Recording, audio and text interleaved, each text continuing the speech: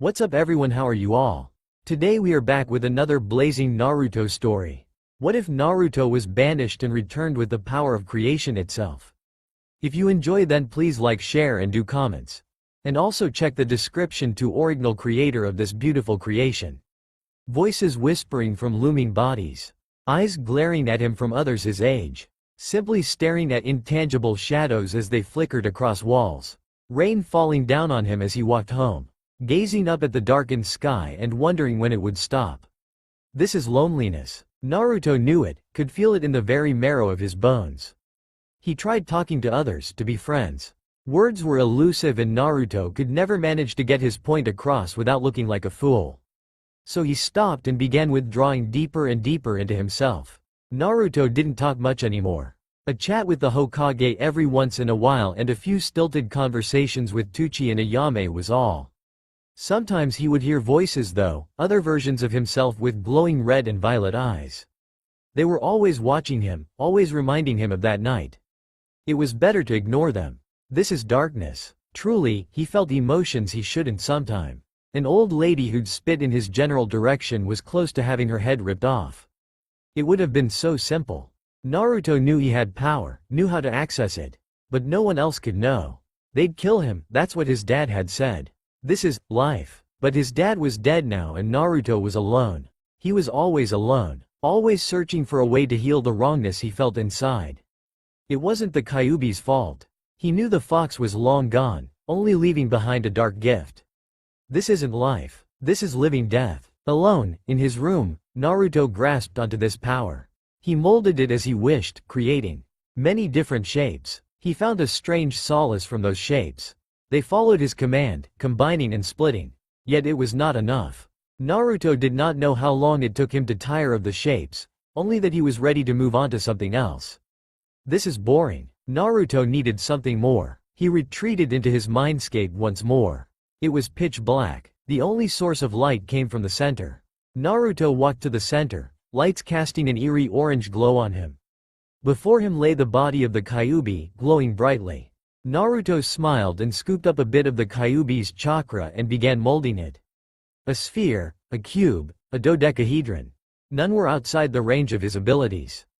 But all the shapes he created eventually fell apart and went back into the Kyuubi.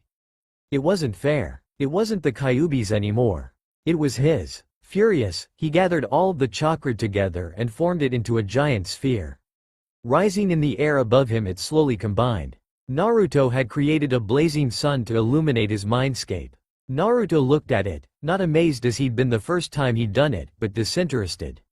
He freed the chakra from his direction and watched as it settled back into the form of the fox. Couldn't he have just a little bit? He'd suffered so much for it and now it would deny him ownership? Naruto raged, tearing the chakra apart, only to watch it melt back together unharmed. Then he had an idea. He pulled a small bit of the chakra into his hands. Be mine, thought Naruto, gently caressing the energy.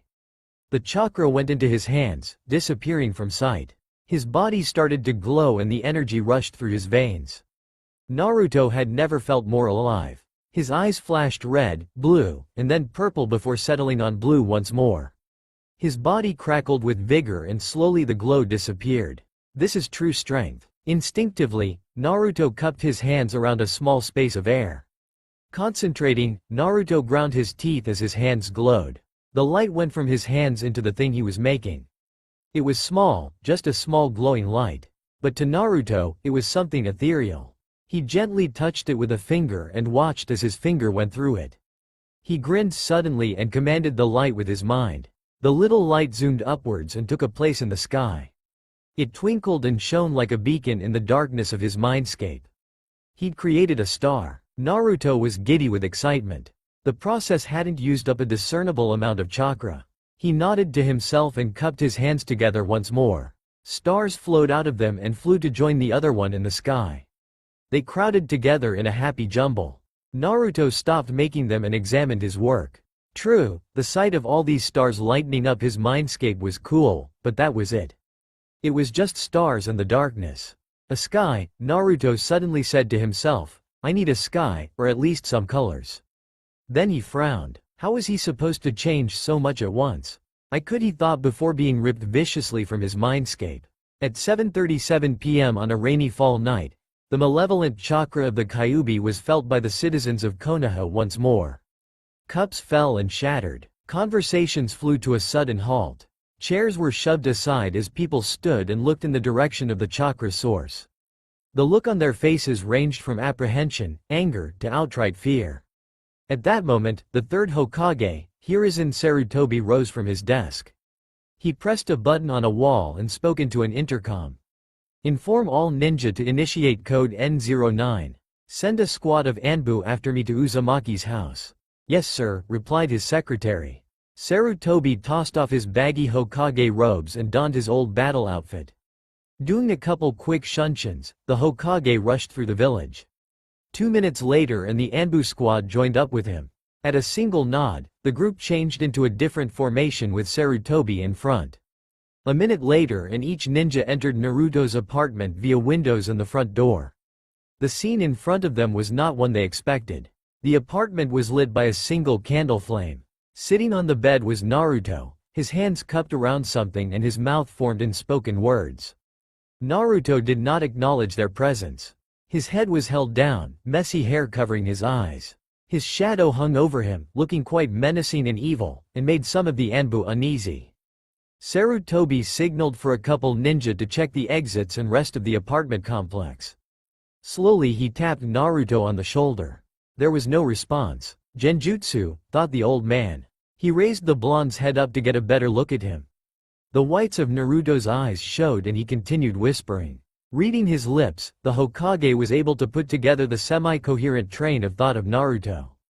Things I shouldn't do. Don't do it. Do it. Shapes. Power. Mine. All mine. Stars. Sarutobi tapped Naruto on the shoulder again, this time sending chakra throughout the youth's body.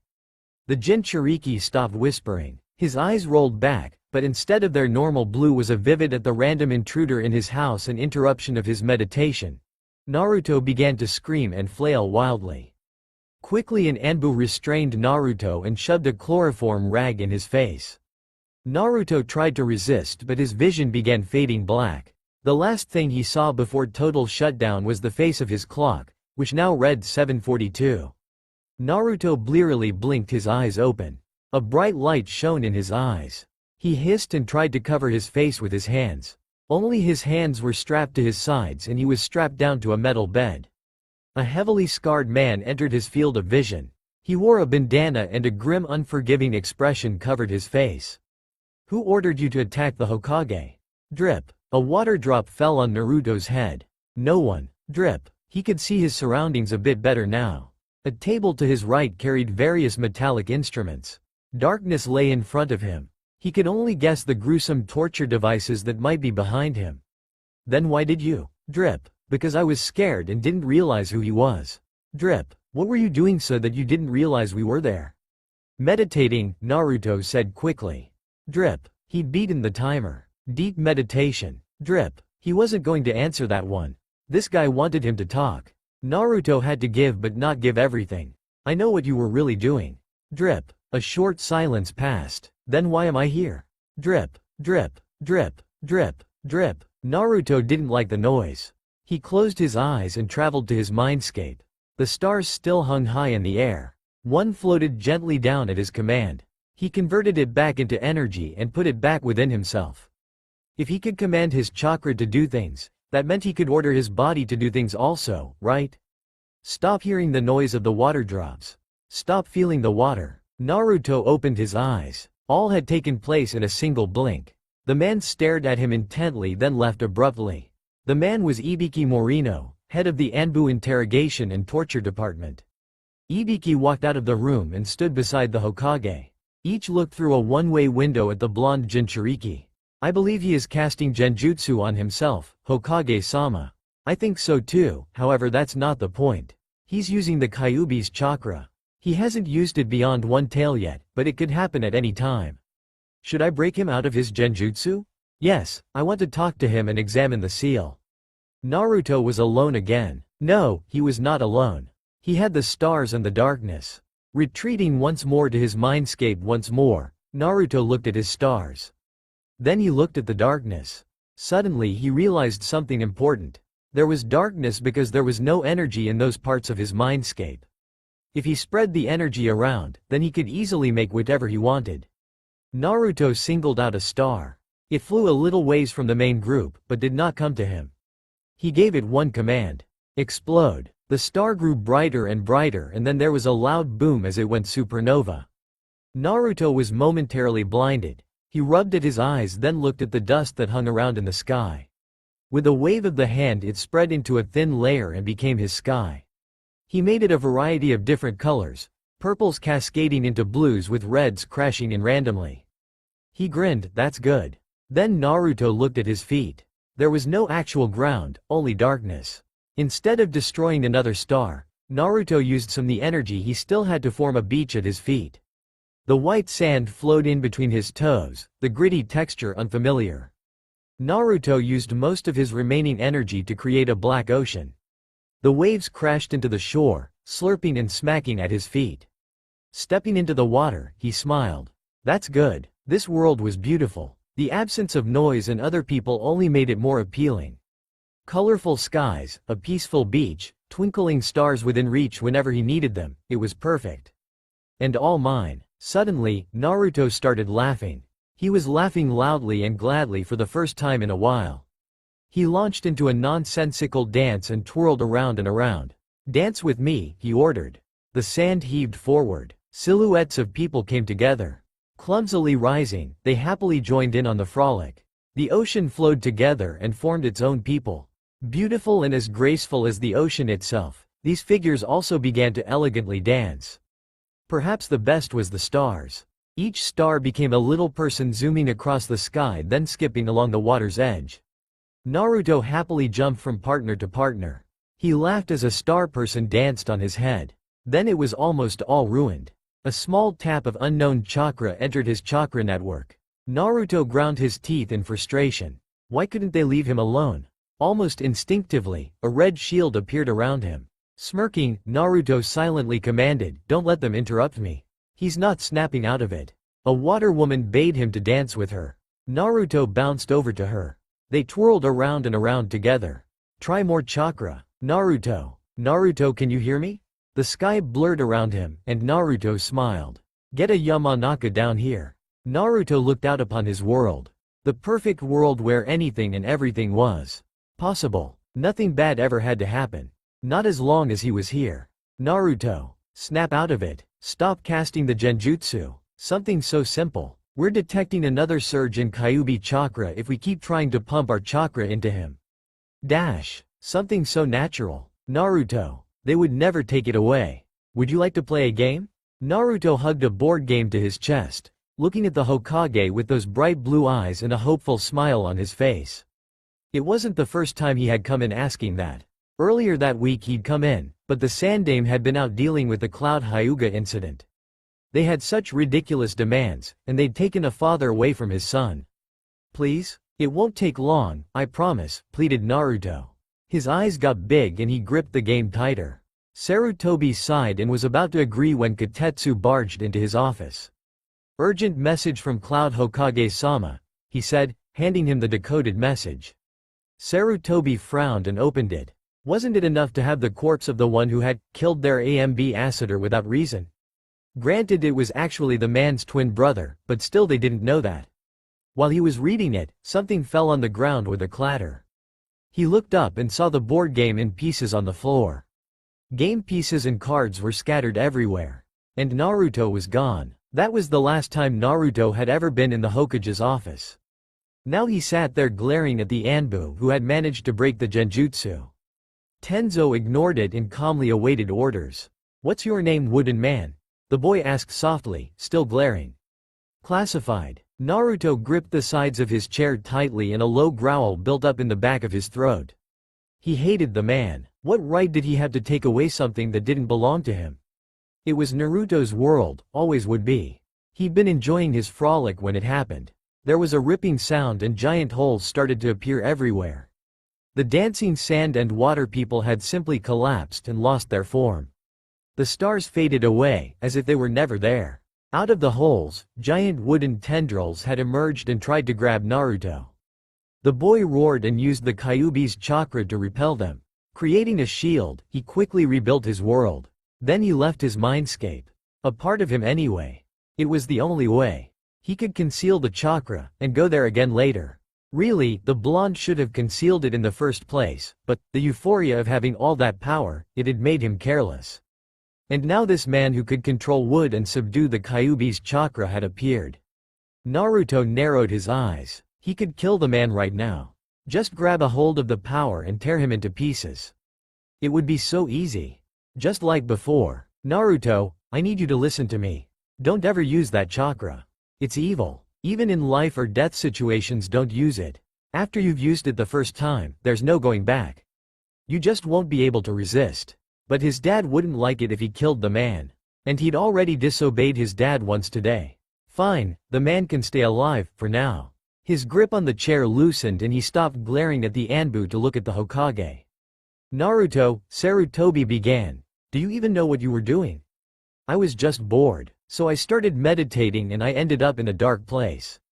I found out I was able to change it, so I did, the boy said, shrugging. He then looked pointedly down at his shoes, as if examining some oddity. So you didn't notice anything unusual at all about your chakra? Naruto paused. No, the chakra in my body was not unusual at all. Are you sure? Pressed the Sandaime.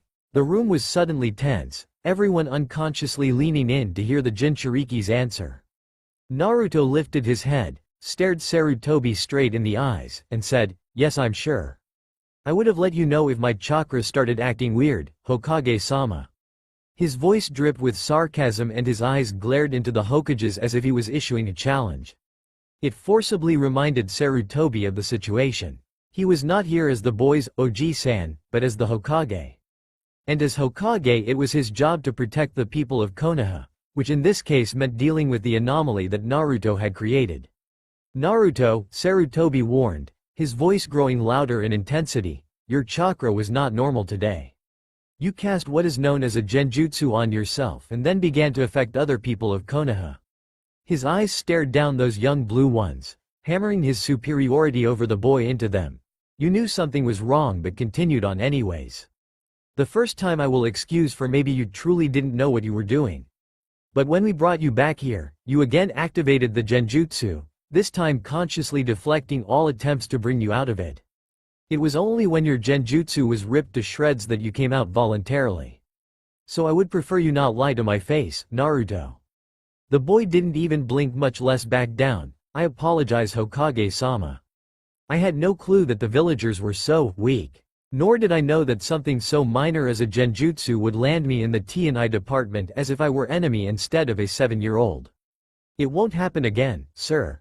Immediately an Anbu was at his side, a kunai pressed against the blonde's throat. Naruto's eyes widened in surprise as the cold metal rested on his jugular vein.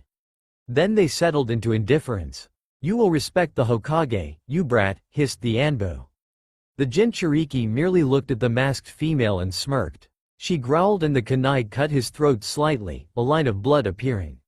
Cougar, stand down, ordered the Hokage. Yes, Hokage-sama, she said quietly, removing the knife and returning to the Hokage's side. Naruto continued smirking as he wiped off the blood from his throat, revealing the cut to already be healed. Is this the way you are going to be, Naruto? Asked Sarutobi. The blonde said nothing, just stared blankly. You want to be a ninja, correct, Naruto? Then you must realize that you must follow your superior's orders and give them the proper respect. As the Hokage, my orders are above all other and the ones you cannot disobey. If you cannot even do that and be respectful, then you are not a ninja I need. Therefore I will not waste my resources into training you. What are you trying to say? Growled Naruto. He narrowed his eyes. The old man wouldn't kill him, would he? He couldn't. As far as the Hokage knew, the Kyuubi was a threat that only Naruto could keep contained. Not the dark gift of near-infinite chakra without anything maintaining it that Naruto knew it to be. I'm saying that you will be removed from the academy.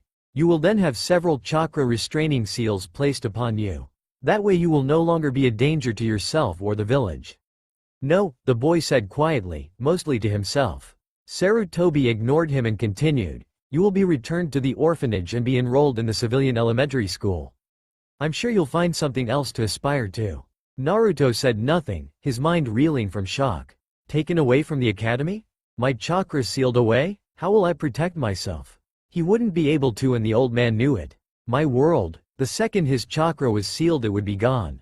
His world, his safe haven, would disappear as if it had never been there. He'd barely managed to save it before, he couldn't lose it again. Without my power, without my world, Naruto would be hollow. Nothing to keep him from noticing the hate always aimed at him. Nothing to stop them from hurting him with their jagged words and glares. Not a single person acknowledging him for who he was. He would cease to exist. He couldn't let this happen. No, Naruto said again, louder, please, no. Don't do this. I'm sorry. You didn't seem sorry earlier, noted the Hokage. I was just frustrated. It seemed like I'd finally found some power that made me special, like my classmates have. Then you took it away. I'm sorry, I really am. I won't do it ever again. Promise. Earlier, I was also arrogant and immature. I'm also sorry for that. As an underling still in training, it was wrong of me. Please, OG-san, please forgive me, the boy pleaded, reverting to his personal way of addressing the Hokage. Tears threatened to spill down his face. Everything was at stake. Surely he hadn't messed up badly enough not to get forgiveness? Naruto, began Sarutobi, looking into those blue eyes once more. What an enigma the boy had become. He'd wanted to shake him up and had succeeded. However, he hadn't expected Naruto's reaction to be so severe. The boy was looking at him like Sarutobi had just said he was to be executed. Sarutobi knew that Naruto didn't have many, if any, friends. He knew Naruto was at the bottom of his class. But he didn't know what was so appealing about the academy that the boy wanted to stay. Perhaps, like his father, he was simply determined to be a ninja. He didn't really know. Naruto, he repeated, standing up from his desk, I forgive you. You are still a child. You'll make mistakes and learn from them, like now. I won't remove you from the academy. Just swear you won't use that power again. I swear, OG-san, Naruto murmured, eyes now downcast. Tears fell from his face and dotted his pants. The Hokage moved and stood in front of the crying boy. Naruto was shocked as the old man embraced him. I know it's hard, Naruto. You don't have to hide it. You don't have a regular family like the other kids. But I'm part of your family, Naruto. If you need me, I will be there, because you're one of my precious people, comforted the old man with a smile. And Naruto almost lost control. He almost seized the power with the intention to destroy this hypocritical fool touching him. But he didn't. He managed to choke down the anger and rage. I know, OG-san, thanks. He wiped the tears away from his eyes. The Hokage let go of the boy and ruffled his hair. You'll make a great ninja one day, Naruto, I know it. Naruto simply nodded. Am I allowed to leave now? Yes, Cat will accompany you to the academy, the Sandaime replied, gesturing to one of the Anbu. It was the wooden man who wouldn't tell Naruto his name. Can you send someone else? He makes my chakra feel all funny and it hurts. I don't trust him, asked Naruto. Anyone but him. There was a risk that the man could figure out his secrets. Sarutobi looked surprised, but then his face became neutral again. He went back over to his desk and pressed a button. Kaoru-san, I need you to send up Uchiha Itachi. He was supposed to see me soon. Anyway, Uchiha Itachi? Ah, Uchiha. Someone related to prodigy Sasuke, thought Naruto. It didn't take long before the door opened and Itachi stepped through. Reporting for duty, Hokage-sama, he said, bowing slightly. His voice was deep and seemingly devoid of emotion. He wore a mask. From what Naruto could see, it was a bird. A raven? Maybe a crow? He was dressed in the regular Anbu armor and had a ninjutsu strapped to his back. Long black hair was contained within a ponytail. You may remove your mask, Itachi. Itachi did as he asked and Naruto nearly gasped. Itachi was just a kid. Maybe only 13 years old. He had black eyes and two weird wrinkle-like lines going down the side of his nose. Itachi, you've been on several hard missions lately. I know you would refuse a break, so instead I'll simply assign you a simpler mission. This is Naruto Uzumaki. Do you know him? Itachi, not even looking at Naruto, replied, I know of him, sir. We've never been properly introduced. Well then, I guess I'll have the honors of introducing you two then. Naruto, this is Itachi Uchiha. He is one of my most trusted Anbu. Itachi, this is Naruto Uzumaki. You will watch over him for a month. Yes, Hokage-sama. But he's just a kid like me, pointed out Naruto. Still, an incompetent guard was better than the wooden man. Naruto could protect himself if need be. I am capable of watching over you, Naruto-san, stated Itachi, turning to face Naruto and look at him for the first time. Age does not always signify power. Naruto squirmed as Itachi coolly examined him. Those black eyes took in everything and revealed almost nothing. The Jinchuriki stared into the black orbs and saw one thing: sympathy. For him. Naruto tore his eyes away from the Uchiha. What right did he have to feel for him of all people? Itachi didn't even know him or what he was. Or maybe he did. It didn't matter. He didn't want anyone looking at him with those kinds of eyes. Naruto, Itachi can now escort you to the academy or home if you wish. The school day is almost over anyway, said the Hokage, breaking Naruto's internal monologue. Naruto simply nodded, obviously eager to leave. He jumped up and was out of the room as fast as possible. Itachi and the Hokage shared a look before the Uchiha followed after Naruto. The sky was dark and overcast with clouds as they walked outside. Looks like a storm is coming, noted Itachi quietly. Naruto stopped and looked up at the sky. Yeah, but I like the rain. The blonde started walking towards the academy. Itachi performed a quick henge to make it look like he was wearing civilian clothes and followed. The boy in front of him was nervous, constantly looking around. Naruto then turned and looked back at Itachi. Why are you walking with me? The others just hid on rooftops and followed me around. It's easier to protect you if I'm right next to you than if I was simply watching you from a rooftop somewhere, replied Itachi. Would you prefer if I watched you from a distance? Naruto just shook his head and started walking forwards again. Itachi tilted his head slightly and stared at the Jinchuriki in thought. The boy was rather paranoid. Though he did have a right to be, Itachi supposed. About 2 years ago, a man had broken into Naruto's apartment and waited for the boy to return home. Once the boy had arrived, the man tried to kill him. When Anbu arrived, the apartment building was in flames and the man was dead with a hole in his chest. They found Naruto in an alleyway who said he remembered nothing. From that day on, he had an Anbu guarding him at all times. The Hokage always thought the Kyuubi had intervened. Itachi didn't want to second-guess the Sandaime, but there was just something about Naruto that made him doubt it. He'd seen it when he'd looked into the Jinchuriki's eyes. The knowledge of true power and the will to use it if need be. Underneath all of that was a realm of secrets. They were layered one on top of the other, details concerning only the boy that held them. Itachi knew about carrying secrets and their burden. He felt sympathy towards Naruto. The boy was lonely, afraid, and distrustful. Unstable. He had no one to turn to in a village full of people who should be grateful for the boy's sacrifice. It wasn't part of the mission the Hokage had assigned, but Itachi would try to be friend for him. The two slowed as they reached the academy's gates. Itachi could see Iruka giving a lecture in front of a class of students. Looked like he was winding down. It wasn't long before the class was dismissed anyway. There was Sasuke sitting by the window daydreaming. Sasuke's eyes wandered until he saw Itachi outside looking at him. The younger Uchiha waved and smiled. Itachi gave a small smile and waved back. Are you Sasuke's brother? Asked Naruto softly, not looking at him. Yes. Naruto was quiet for a moment, then said, he's lucky.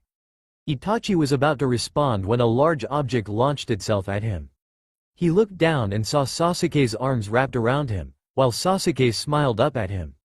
Hey Ni-san, are you here to pick me up from school? I brought some shuriken, we could go train again, gushed his little brother with adoring eyes. Itachi just smiled and removed Sasuke from his waist. I can't right now, I'm watching over Naruto, Itachi said, looking over at where the blonde wasn't. Wait, did you say Naruto?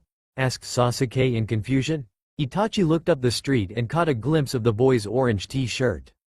Sorry Sasuke, I had to go now, Itachi stated simply, ignoring his brother's protests and following after the Jinchuriki. As Naruto walked through the crowded streets, raindrops began to fall. He didn't mind. It distracted him from the glares aimed at him. But really, they didn't matter either. All that mattered was his rage, hatred and weakness. The Hokage had threatened him.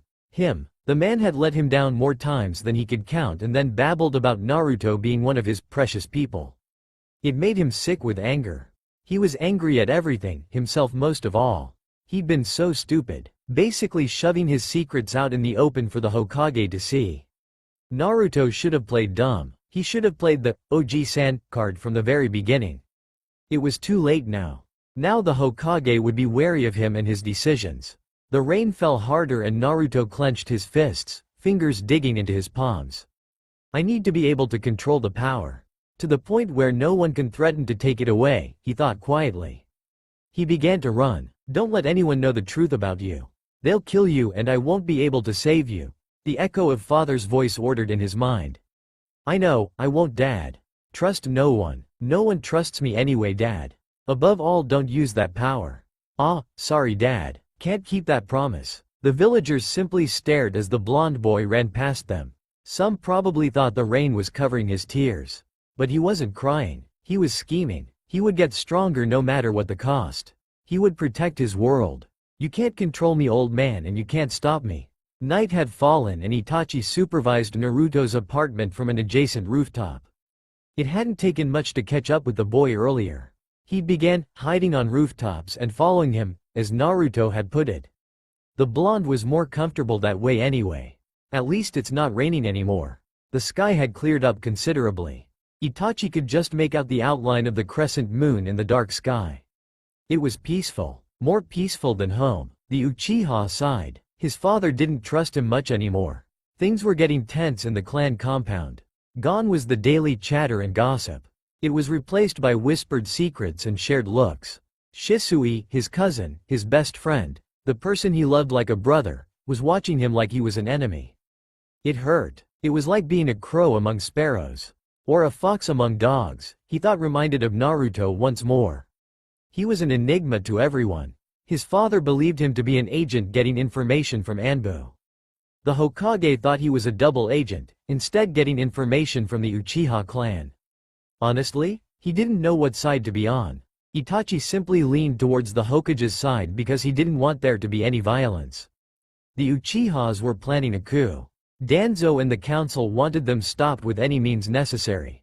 The Hokage wanted a peaceful agreement between the two. That much was certain. He remembered the one time he'd met Danzo concerning the matter. You will stop them, the War Hawk had said simply, or the issue will be taken from your hands. If they follow through, then you will have to kill them. If you do not, then someone else will. It's as simple as that. And his father, Itachi, you are the hope of the clan right now. This is a very important time for our clan now. I know you do not like it, but we will need you to fight alongside us when we initiate the coup. We can't do it without you, son. Don't let us down. Unbidden tears came to his eyes. He quickly wiped them away before they spilled down his face. Itachi couldn't even remember the last time he'd cried. He thought he'd guarded his emotions correctly. But how could he in a situation like this? Kill the clan, protect Konoha, save the clan, take over Konoha. It sounded so simple to choose between. He wished it was. Itachi was struck by the brief memory of Sasuke training with him. Those innocent eyes and wide smile. One day I'm gonna be strong like you, Ni-san. Either way, that smile was going to disappear. The scene is blurry, unfocused. I rub my eyes trying to see through the mist. Ah, now I can see. I'm walking home. There's the apartment. I walk in. I'm not alone. One of them is there and now I can't move. You think you got me? You think you can kill me? You're a fool. Something snaps and I blank out for a moment. When I come to, there's a body on the floor. I laugh, low and hoarsely. Then I look at my hands. My hands, what's on them? I ask myself, examining them. What's on my hands? Suddenly there's more voices, and they're all me. Why can't I get it off? All I can see is red. That was fun. Red like blood. Blood. Is blood in my hands? Delicious. I can't get it off. I can't get it off. I can't get the blood off my hands. I see myself. A monster living in a red world. This is the power of the dark gift. I'm sorry. I'm so sorry. I didn't mean to do it, Dad. I didn't want to. I'm sorry. Just help me. Please. Save me. A monster with red eyes and a black heart. A monster with a maelstrom where the soul should be. I don't need to be saved. Then the world burns. Flames devour all that exists. I'm sorry. Stop it, Dad. Don't punish me. I'll listen next time, I promise. It begins to rain. Small red droplets fall upon me as the fire rages in front of me. A monster that is the sum of 1,000 lies. Now it's a deluge of the viscous scarlet liquid. I'm covered in it. I can't breathe. I don't need Dad. I don't need them. I don't need the old man. I don't need friends. I'm not bleeding. It's not my blood. It's his. It's Dad's blood. I never asked you to. I never wanted you to go. The walls fall down and I'm in a red void. Nothing exists. Except me. And the monster asks, can dreams be better than reality? I look down. Nothing. I close my eyes and fall. I fall. I fall. I don't need anything. And I know no one will be there to catch me. I don't want to be alone anymore. Not even reality. I cease to exist. Naruto tore his eyes open and looked at the person who'd woken him up. Itachi was there at his bedside with a worried look on his face. Are you okay, Naruto? He questioned, checking Naruto over for any bodily injuries. Just a nightmare? I'm fine, Naruto replied softly, looking around his apartment. No red in sight. Good. That's good. Does your chakra usually flare when you have a bad dream? It wasn't a dream, he stated simply. It was a memory. I see. Is there anything I can do for you? Naruto turned to face the Uchiha. Why do you care? I'm not your brother. I'm not your friend. I'm just your mission. Itachi simply looked at him. There it was again, the sympathy. Is it so wrong to care about another person without reason? Naruto snorted. I don't know, I guess not. But when someone says they care, it's usually a lie. Just something to keep up the nice facade. Itachi sighed, then gave him a small smile. He reached out with his hand towards Naruto. The Jinchuriki flinched, but the Uchiha merely set his hand on the boy's head. I care, Naruto, I mean it. He said, ruffling his hair. I'll care about you even after the mission is over. We could be friends. Naruto wanted to shy away from the older boy's hand, but it was warm. It felt good. Trust no one. He flinched again and pushed Itachi's hand away. Thanks, Itachi, he mumbled. No problem, Naruto. Now is there anything I can do for you before you go back to bed? Naruto was tempted to say, no, but then, can I ask you a question? What is it? Have you ever killed anyone before? The smile was gone. The kind caring eyes turned into voids. Itachi stared at him in silence for a moment before answering. Yes. Does that make you evil? Even if it was for a good reason? Even if you couldn't prevent it? The blonde asked rapidly, eyes focused only on Itachi. The Uchiha was quiet for a minute before saying, nothing is inherently good or evil. They are simply notions that we attach to other people because of our own beliefs. You can believe that I am evil, but that doesn't make it so. Even if everyone besides you thinks so? What you think is what matters. You are the only one who can condemn you. I don't want to be evil. I don't think you're evil, Itachi, Naruto murmured, looking back down to his hands. Thanks for answering my questions. You're welcome. He paused. Naruto, if there's anything you want to talk about, I'll listen. Naruto nearly opened his mouth. He nearly gushed out all the secrets, lies and the truth that no one but him knew. But then he remembered how the old man had said something similar to that. And the old man was a liar. You can leave now, Naruto said darkly. Itachi looked like he wanted to say something else, but he just nodded and left through Naruto's window. He closed it shut and then disappeared like a shadow. Naruto balled his hands into fists. Stupid. He shouldn't have asked such strange questions. Itachi was smart. He couldn't fool him like he could the Hokage. If he wasn't careful, the Uchiha would find out the truth.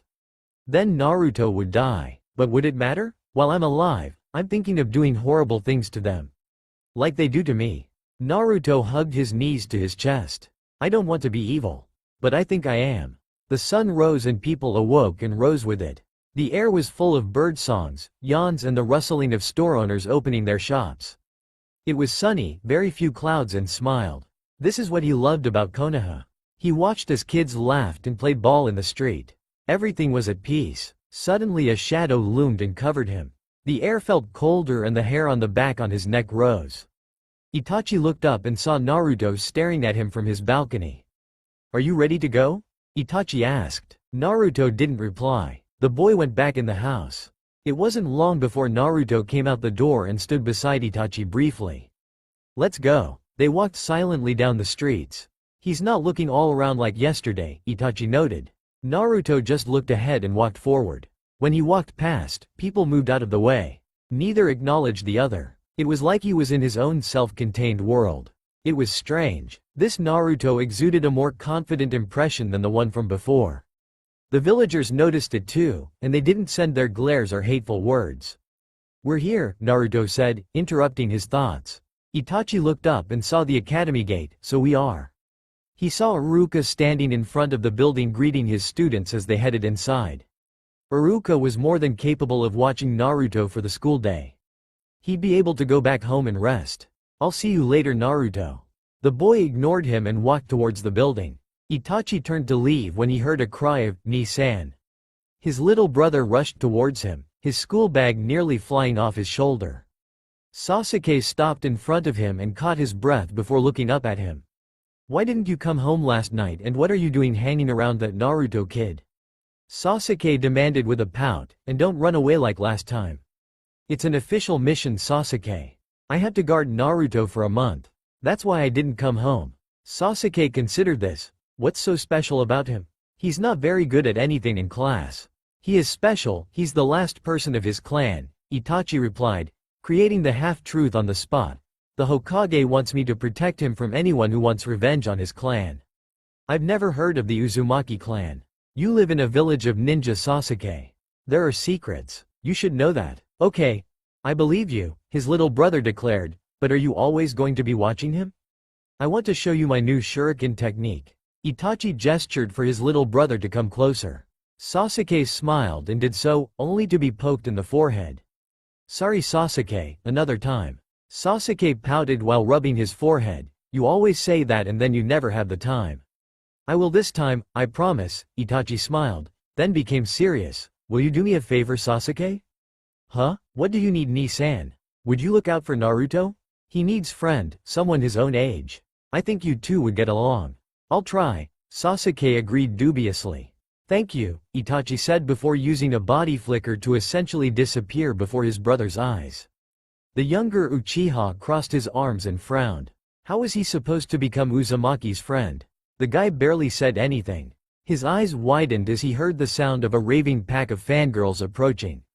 He was in the academy, in the window seat surrounded by guys quicker than should be possible. Sasuke let out a sigh of relief. Crazy girls, why couldn't they just leave him alone? The hair on the back of his neck prickled as he felt someone staring at him. Sasuke looked around and saw Uzumaki gazing at him. Remembering Itachi's words, he smiled and waved at the other boy. Uzumaki just blinked and turned back around in his seat. This was going to be harder than he thought. The bell rung and the students stopped messing around and sat down in their seats. Iruka cleared his throat and they immediately focused on him. "Good morning class, today we'll be learning about Genjutsu. Before I start, is there anyone who has an idea of what it might be?" And like every time he asked a somewhat difficult question, the majority of the class tried to be invisible. They might as well have been screaming, "Don't call on me." A lone hand shakily rose. Sakura Haruno. Iruka smiled, she was one of his brightest students. He called on her. Genjutsu is a collection of techniques that use chakra to cast illusions on your enemies. Your chakra takes over their senses and you then create illusions to fool them, while in reality you can take advantage of their confusion and defeat them. Iruka beamed at her. "Good job, Sakura. Now class, when would Genjutsu be most effective in battle? How about you, Shikamaru?" The Nara yawned lazily. "Man, how troublesome. You can use Genjutsu whenever really. It's variable, especially since most people don't see it coming. Not a lot of people can even use Genjutsu. Except the Uchiha clan. They're really good at it. That would be because of their Kekkai Genkai, the Sharingan. But that's a discussion for another day," Iruka continued. "You are also right about not many people being able to wield Genjutsu. Unfortunately, I can't use Genjutsu very well. Therefore, I've brought in a guest to help with the lesson today." "Yuahi-san? My, you have smart students, Iruka-san," came a feminine voice from nowhere. One of the girls screeched, "Kaya. It's a ghost." Kiba covered his sensitive ears in annoyance. "Be quiet. It's just a trick Iruka-sensei is playing." The other students immediately relaxed and some even began to laugh. "That was funny, Iruka-sensei. I bet you made a Genjutsu right then to make us hear that voice," yelled some obnoxious blonde. "Idiots. She's sitting right there," growled Naruto pointing at an empty chair. "Even you should be able to smell her mutt."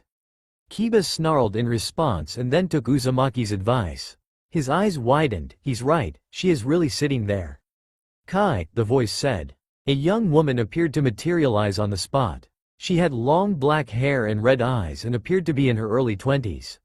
She released her seal and smiled at the class. "Good morning, students. I am not a ghost or a trick. My name is Kurenai Yuahi. I'm one of Konoha's genjutsu specialists. The moment you walked into the classroom, you were under my genjutsu. However, I only affected your sight, which is why Inuzuka-san was able to detect me. That didn't explain how the Jinchuriki was able to sense her though. There'd been rumors about other Jinchuriki being near immune to genjutsu due to their biju's interference. It was something she needed to look into. Now who can tell me what is needed for a ninja to be successful at genjutsu? Kurenai addressed the class. Sasuke raised his hand, and she called on him. Intelligence, attention to details and really good chakra control, the Uchiha answered. The genjutsu specialist nodded. Excellent Uchiha-san, but you're missing one very important element. Sasuke frowned and other kids raised their hands. Training, said one. Determination, replied another, but they were all wrong. Kurenai shook her head. It's simple really. It's something all of you children have. They gazed up at her in wonder. What mysterious power were they supposed to have? Imagination. Imagination, she repeated, is the most important aspect of a genjutsu. This is where most ninjas fail. They treat it like a straightforward ninjutsu and end up having their illusions turned against them. You use intelligence to capture your opponent in the genjutsu. Then your attention to details can create a perfect illusion of the battlefield so you can convince your enemy that nothing has happened. Chakra control is self-explanatory. If you cannot control your chakra, what makes you think you'd be able to control your opponent's senses? Imagination is your most powerful weapon. You use it to create your own version of reality and your enemy must follow its rules. All the better if they know they are caught in your genjutsu but can't escape. You can throw the real world out the window and make whatever you need, whether it is to capture, torture or simply kill the enemy. The class was enraptured by her words. Iruka chuckled to himself quietly. They never paid this much attention to him. Ah, what was that? Uzumaki was raising his hand. Naruto never said a word if he could help it. Strange. Yes, Uzumaki-san? Kurenai-sensei. What if your enemy was also using genjutsu against you? And if your genjutsu got dispelled, how could you break out of theirs? Naruto asked, his intense eyes never leaving the young women. Kurenai wanted to look away from those eyes. It was an odd feeling, one she pushed away. Excellent questions, Uzumaki-san. Though it is rare, there have been genjutsu versus genjutsu battles before. It essentially becomes a battle of wills. Eventually one of them will be sucked into the other's illusion. As for the other question, does anyone remember the 3 ways to escape a genjutsu? Once again, Sakura raised her hand and was called on. Well, the easiest way would be to stop the flow of chakra in your body, then to use genjutsu release, Kai, to disrupt the genjutsu caster's chakra. Sakura explained, if you can't stop the flow of your chakra, then an ally could disrupt the flow of your chakra enough to break you out of the genjutsu. The third way would be to hurt yourself in some way so that the pain would bring you back to reality. Kurenai nodded. Good job, Haruno-san. Were all your questions answered, Uzumaki-san? Yes, Kurenai-sensei. But I have one last question. He paused. What if you were in the general area of an enemy, but had no clue where he was? Without it directly affecting the 5 senses like sound or sight, could you tailor a genjutsu just for that specific person without them even knowing you were there? The boy was asking about advanced theoretical genjutsu now? Yuahi started looking at the boy in a new light. Perhaps he would be useful to the village. Maybe he'd become a genjutsu specialist like her. Seems like he had the talent. While it is theoretically possible, no one has ever pulled it off in combat. Such a technique would require you to have more chakra than average. Unless you knew the specific chakra signature, you'd have to mold your chakra like a net, encompassing the entire area. If you did that, then the enemy could easily detect it. Not to mention that the enemy would be on the move while you tried to cast the jutsu. It would be easier to use a wide-range genjutsu. Though those are very weak. What if you got rid of all the variables then? Say they're asleep in bed, but too protected for a physical attack. You would be able to do away with the chakra net and make a single tendril. Then you use that tendril to trap the enemy in your illusion. Since they're asleep, they would then assume the illusions were a dream. This boy, Naruto Uzumaki. He was brilliant. Iruka, are you sure you didn't already teach them about genjutsu? Iruka laughed awkwardly and shook his head, then they seemed to have a good grasp on it. Especially Uzumaki-san. By the way, your theory is completely logical. I might test it out while I'm on a mission. You should think about specializing in genjutsu, Naruto. You seem to have a knack for it. Naruto looked down at his desk and mumbled, "Thanks, Kurenai-sensei." Kurenai smiled and continued the lesson. The Jinchuriki said nothing else for the rest of it. "Okay class, it's time to say goodbye to Yuahi-san. Don't forget to thank her for the lesson," Iruka ordered. "No need, I had fun myself teaching the class today. You are all bright-minded children who will become excellent ninjas in time." She waved goodbye to the class and headed on out the door. "Especially you, Naruto Uzumaki," she thought looking back at the boy. His intense blue eyes were on her again. She smiled and left, not noticing the cruel smile on his face nor the malicious intent in his eyes. "So you like genjutsu?" Naruto turned to look at Sasuke blankly. The Uchiha sat down next to Naruto and opened his lunchbox. It was lunchtime and there was only a few people still in the room, Sasuke and Naruto being two of them. "You seem to know a lot about it. You impressed that lady too," Sasuke continued. Naruto looked down at his hands, then back up at him. "Yeah, I guess I just finally found something I was good at," he murmured. "Really good at?" Sasuke laughed. "Hey Naruto, where's your lunch?" The boy shrugged. "I forgot to bring one. I'll be alright." Sasuke raised an eyebrow as the blonde's stomach rumbled loudly. Naruto turned red from embarrassment and looked away. The Uchiha sighed and pushed his lunchbox over so that it was in between both of them. The Jinchuriki looked up at him in confusion. "I'll share with you, but don't touch the tomatoes. They're mine." "Why, you're sure? You don't have to. Go ahead and eat, idiot. If you don't, then you won't be able to focus on Iruka's lectures later. Though you might not want to, they are kinda boring," Sasuke replied, taking out the best tomato he could see and taking a bite out of it. "Thanks Sasuke," Naruto said quietly. Sasuke looked at him. The blonde was smiling as he picked up the chopsticks and began to dig in. Sasuke smiled too. Maybe this wouldn't be so hard. He saw a glimmer of red in the corner of his eye. "No, I said no tomatoes," the Uchiha complained. "Just one? They look so good." "No." Naruto held it out of his reach and they began fighting over the tomato. Soon they were both laughing. Neither saw the shadow loom over Naruto. Suddenly a huge pot was over Naruto's head and someone used a stick to bang against the pot. Sasuke growled and shoved the pot off Uzumaki's head. "Ha ha ha, that was hilarious, right Sasuke?" chortled Kiba, slapping his knee. He dropped the stick and his eyes were tearing up from laughing so hard. "Idiot mutt. What the hell did you do that for? He did nothing to you," Sasuke yelled. "Hey man, get a grip. It's just Naruto the dead last. No one gives a crap about him anyway. I bet you would have done it too." "No, I wouldn't have." Sasuke stopped when he saw Naruto get up and grab the Inuzuka by the collar. He was different. The atmosphere around him was deadly. The blonde growled and threw the Inuzuka over the desks. "Holy shit," thought Sasuke as Kiba went rolling and finally crashed into the wall. Kiba groaned and rubbed his head while trying to get up. But Naruto was already there. He again grabbed Kiba by the collar, and then he shoved him against the wall. "What's your problem, Uzumaki? It was just a joke," Kiba protested. "Just a joke? I'm tired of your jokes, Inuzuka," Naruto snarled, jostling the other boy. Then a wide grin appeared on his face. "So you like jokes, huh?" He grabbed a sharp pencil from his pocket. "You know, anything can be used as a weapon. You seem to think pain is funny. So tell me, where should I stab you with this? It's just a joke, right? The pain won't matter if it's funny, right? What are you talking about, you psychopath? Just put down the pencil and let me go. Maybe I should gouge out one of your eyes. Though I think it would be funny to stab your hand to the wall." "Oh, the possibilities," Naruto chuckled. "Naruto, what are you doing?" shouted Sasuke, moving towards them. "You don't have to take it that far."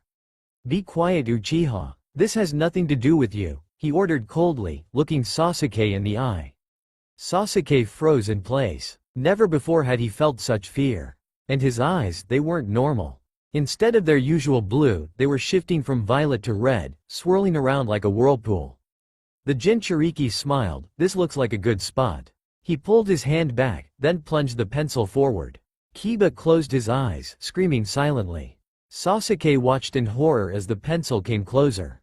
It never came down. There was a firm hand on Naruto's arm, stopping him. "Stop. What on earth are you doing to him, Naruto? Let him go," Iruka demanded. He stared angrily at the blonde. Slowly the atmosphere of fear and danger disappeared. Naruto let go of Kiba and snatched his hand away from Iruka. The Inuzuka fell to the floor with a thump and was breathing hard. "All of you, out into the hallway now. You're going to explain what just happened." Kiba shakily rose to his feet. After giving Naruto a glare, he complied with Iruka's orders. Sasuke stared at Naruto. He was totally different from the shy boy a couple of minutes ago. This Naruto, there was something that screamed dangerous. Was this his true self? Uzumaki growled softly, then turned and plunged the pencil into the wall.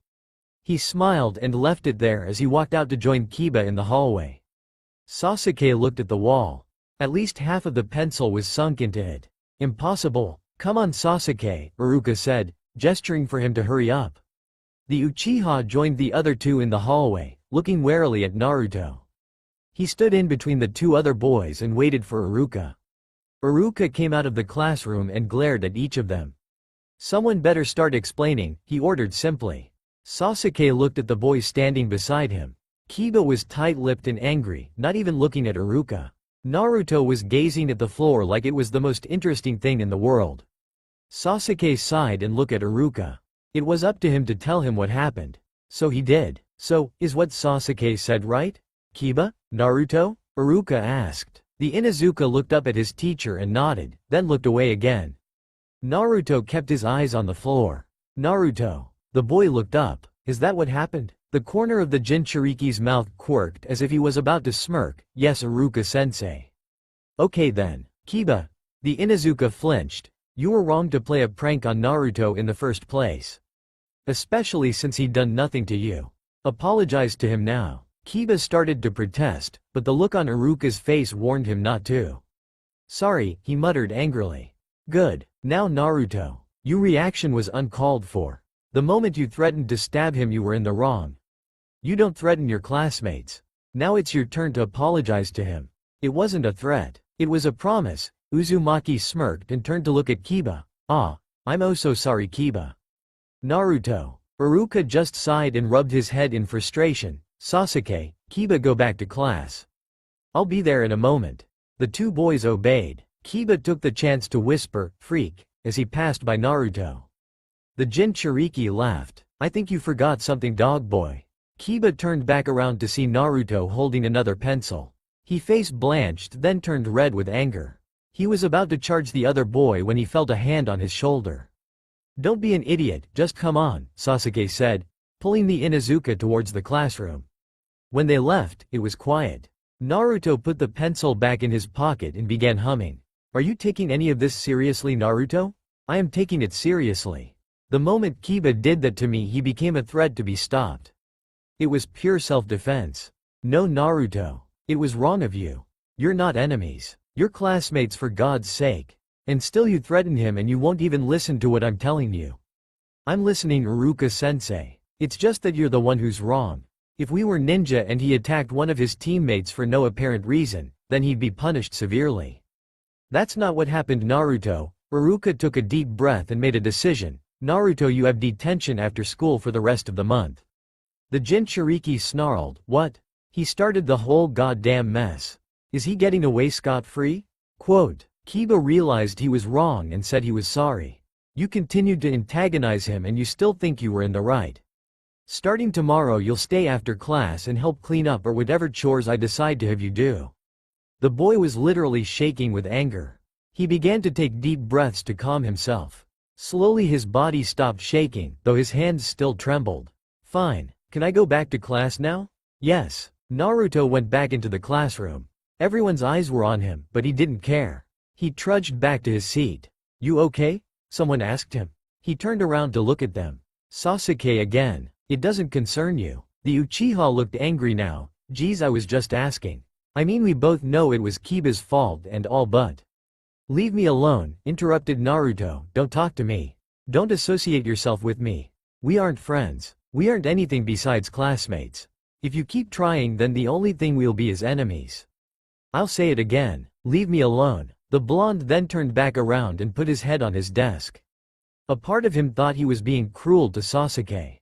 It was whiny and complained like a little brat. "Shut up. I'm in control. You're weak. We don't need him. We don't need anyone at all. We have the dark gift. Naruto was in his world again. The other was in control. Not that he could do anything about it. The stars sparkled as the waves crashed against the shore. Naruto smiled. It was peaceful here. He fell back and lay on the sand. A faint breeze ruffled his hair. The light from the crescent moon cast shadows on his face. Naruto shot up. He hadn't created a moon. The moon shouldn't be there. He made it. Naruto looked towards the sound of the voice. Another boy walked towards him. It was Naruto, a younger version without the whisker marks on his face. And his eyes were violet. He made it while you were in control. Said the place was too dark, the boy said, taking a seat besides Naruto. Naruto didn't feel threatened by him. This part of him was simply an observer. It showed nothing and took in everything. I made it. It was mine. The observer looked up at the moon with him. Yes. But he's you too. We're all you. I know. He closed his eyes. I know. The breeze picked up again and a tornado no bigger than his finger twisted on the ground between them. Seashells appeared on the shore while giant palm trees sprouted from the sand. Naruto stood and walked out into the water. He dragged his fingers through it, creating small eddies. They swirled and swirled around, eventually becoming something totally different. Tiny fish were born from the swirls and they swam away from him. You're getting better. Yeah. The waves crashed against him, but he didn't move. The world was intoxicating. It was so beautiful and breathtaking. He almost wished that he would never have to leave it. I don't think this is a genjutsu. It seems too different from what Kurenai-sensei said, Naruto said aloud. It's not. It's your mindscape. Everyone has one. All you did was change it. So there are other worlds like this? They're not worlds. They're people's minds. But yes, there are others.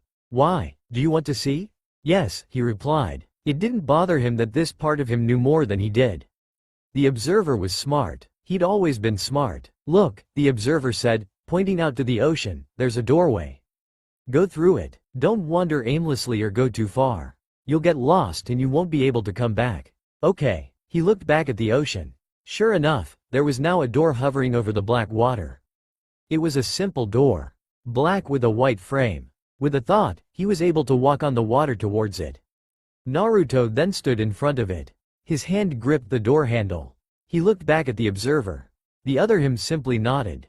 Naruto looked back towards the door. He took a deep breath, pushed it open, and stepped through.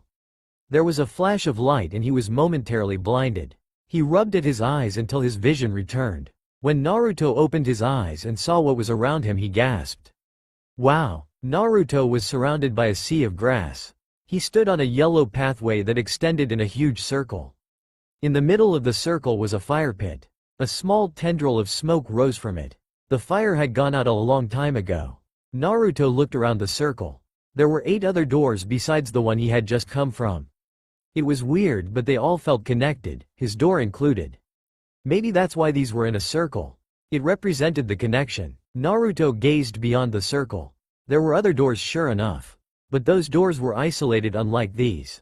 He closed his eyes, sending out chakra to feel the energy created by the 9 doors. He detected little things, like emotions and vague thoughts. Then he saw it. His eyes shot open. Naruto gasped again and grabbed at the seal on his stomach. They had it. They all had it. The dark gift. He thought he was the only one. Who could they have chakra like his?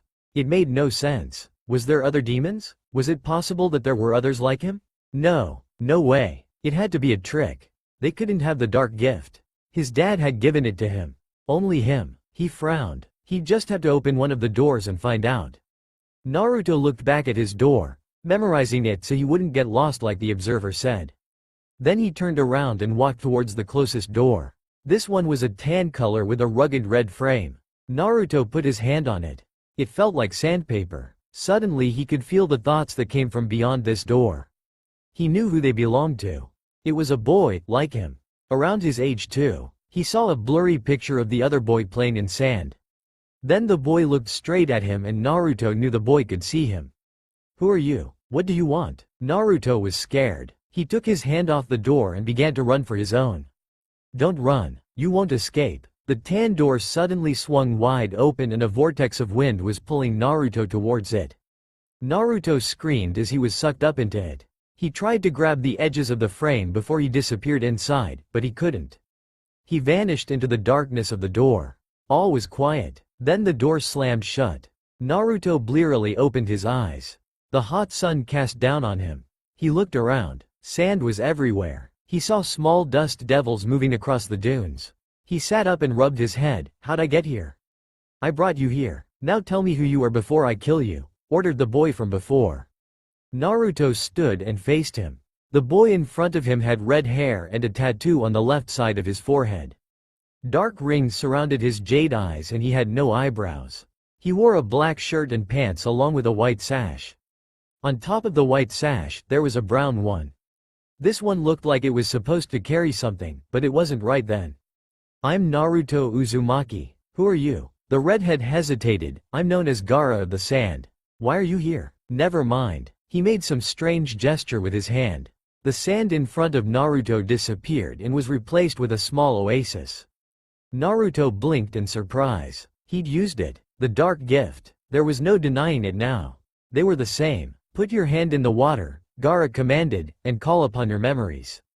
If you don't, I'll kill you. Rather, I'll crush your mind, but you'll be dead all the same. Naruto hurried to do what Gaara asked.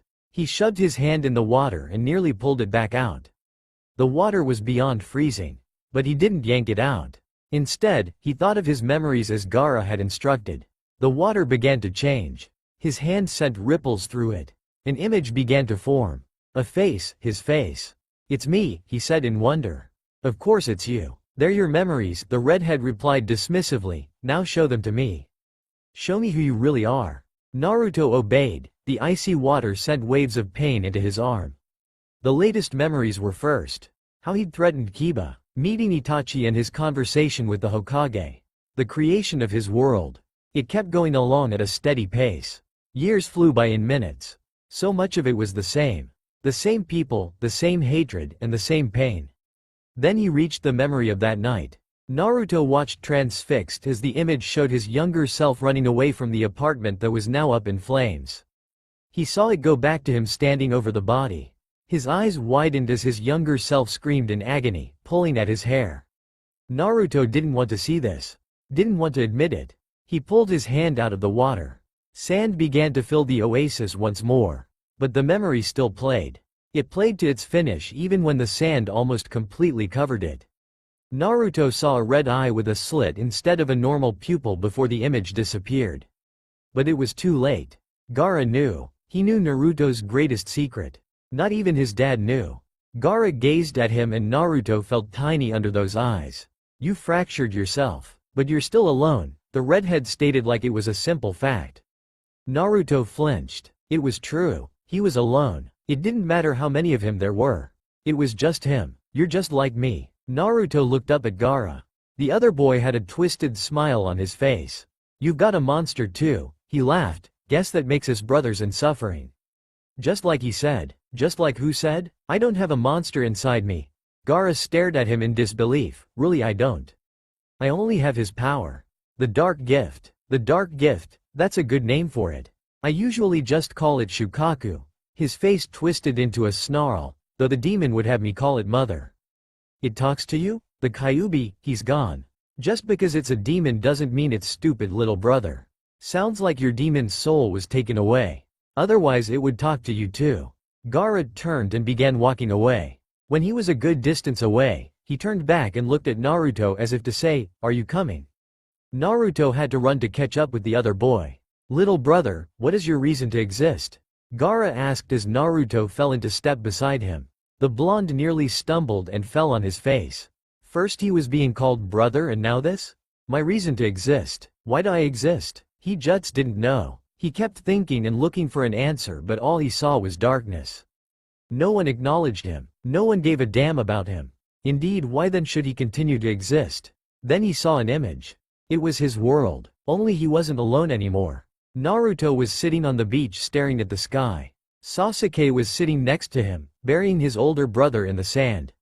And they were all laughing. My world. I exist for my world. Gaara scoffed. Your world only exists in your head. It's not real. It has no effect on the real world. If that's your reason to exist, then you might as well disappear. The redhead made the strange gesture with his hand again. The sand lunged forward, jumping towards Naruto in the shape of a giant lion. The blonde Jinchuriki jumped behind his brother. The lion stopped and roared at him before collapsing once more into sand. See? That wasn't real. It doesn't have any effect in the real world. The only thing that marks the fact that it existed is our memory. Naruto shakily came out from behind Gaara. It was just like his mindscape. Anything was possible. Only Gaara was in control, not Naruto. Naruto, Gaara said, using the other boy's name for the first time, your eyes are lost. You're hurting. You can't stop the pain unless you find a purpose. Naruto gritted his teeth, then tell me what's so important. You're right, no one cares about me. You're right, I am all alone. So why are you taunting me with this existence stuff? Be quiet, I'm not taunting you. You just don't understand what's important. The redhead held up 3 fingers. There are 3 things that matter in this world. Power, pain and reason. The power to hurt others. Being powerless enough to feel pain yourself. Pain directs all our actions. We do everything to avoid it. Reason is the most important. It binds the 3 together. There is a reason for your pain. You're not powerful enough to stop it. There's a reason for your power. Use it and make others feel your pain. Above all is the reason for you to live. If you don't have that, then you'll just wander. Lost. You'll cease to exist. Gaara stopped walking and looked at Naruto to see if his message had been heard. Naruto just stared back. What could he say? Gaara was like the observer. He was smart. He knew things. He trusted the observer. Should he trust Gaara too? Power, pain, and reason, repeated Naruto. Gaara nodded and they began to walk forward again. How does he do it? There's only one of him. But he doesn't care that he's alone. Why does he know all these things if I don't? Brother? Naruto said, the word feeling strange in his mouth. What's your reason to exist? Gaara blinked, his face impassive as he considered the question. My reason to exist? I guess you could say I exist to hurt the ones who hurt me. I was born a monster so my father could use me as a weapon. My mother died for that purpose. My father made me strong. He taught me all sorts of high-level ninjutsu. Gaara's face morphed into a manic grin, but then I became too powerful. I was too unstable. They realized they couldn't control me. So my father hired assassins to kill me. But he was your dad. Didn't he care about you at all? The redhead laughed. He only cares about what I can do for him. Ever since that night, he keeps trying to kill me. He sends me on dangerous missions hoping someone will get through my defenses. It hurt, I was scared. Just like you, little brother. I didn't have a reason to exist. So I disappeared. Naruto backed away from the Ichibi Jinchuriki. Sand was twisting all around him, lashing out at whatever was close. It was worse than any hell you can ever imagine. At first I thought it would be better to die. When I disappeared I changed my mind. I realized I needed a reason to exist. So I came up with this. I exist to kill all humans. I will fight only for myself and love only myself. As long as there are people in this world to kill, I will not cease to exist. I said those words to myself and I was able to reappear. I was alive and more powerful than I was before. It didn't matter what my father and the others thought. I had my reason. That's all I needed. Gaara fell silent and the sand around him fell to the ground. It was quiet between the 2 Jinchuriki. Gaara, are you going to kill me too? Naruto asked quietly. Gaara's face was neutral again. Are you scared, little brother? The redhead questioned. Don't you know? You're a monster like me. I won't kill you. And Gaara was right, he was a monster. But Gaara acknowledged him as a monster. He called Naruto a brother. Wasn't that all that really mattered? As a human, he was treated like a demon. But as a monster, he saw the red-eyed devil from the memory. No, I had to go, brother. Back to your world? Fine, the door is over there. And as he said it, the door materialized. Come back soon, little brother. I like talking to you. I will, when I found my reason, answered the blonde as he walked to the door. Goodbye. The redhead simply waved. Naruto twisted the handle and stepped through. Again, there was a flash of light. He rubbed at his eyes. He opened them and saw the same circle and set of doors from before. There was one thing different. There was a tiny fire in the fire pit. It was a feeble flame. Any wind would blow it out, but it was there. Naruto walked to his own door and stepped through. His world welcomed him. He smiled. Gaara's world was impressive, but there was nothing like his.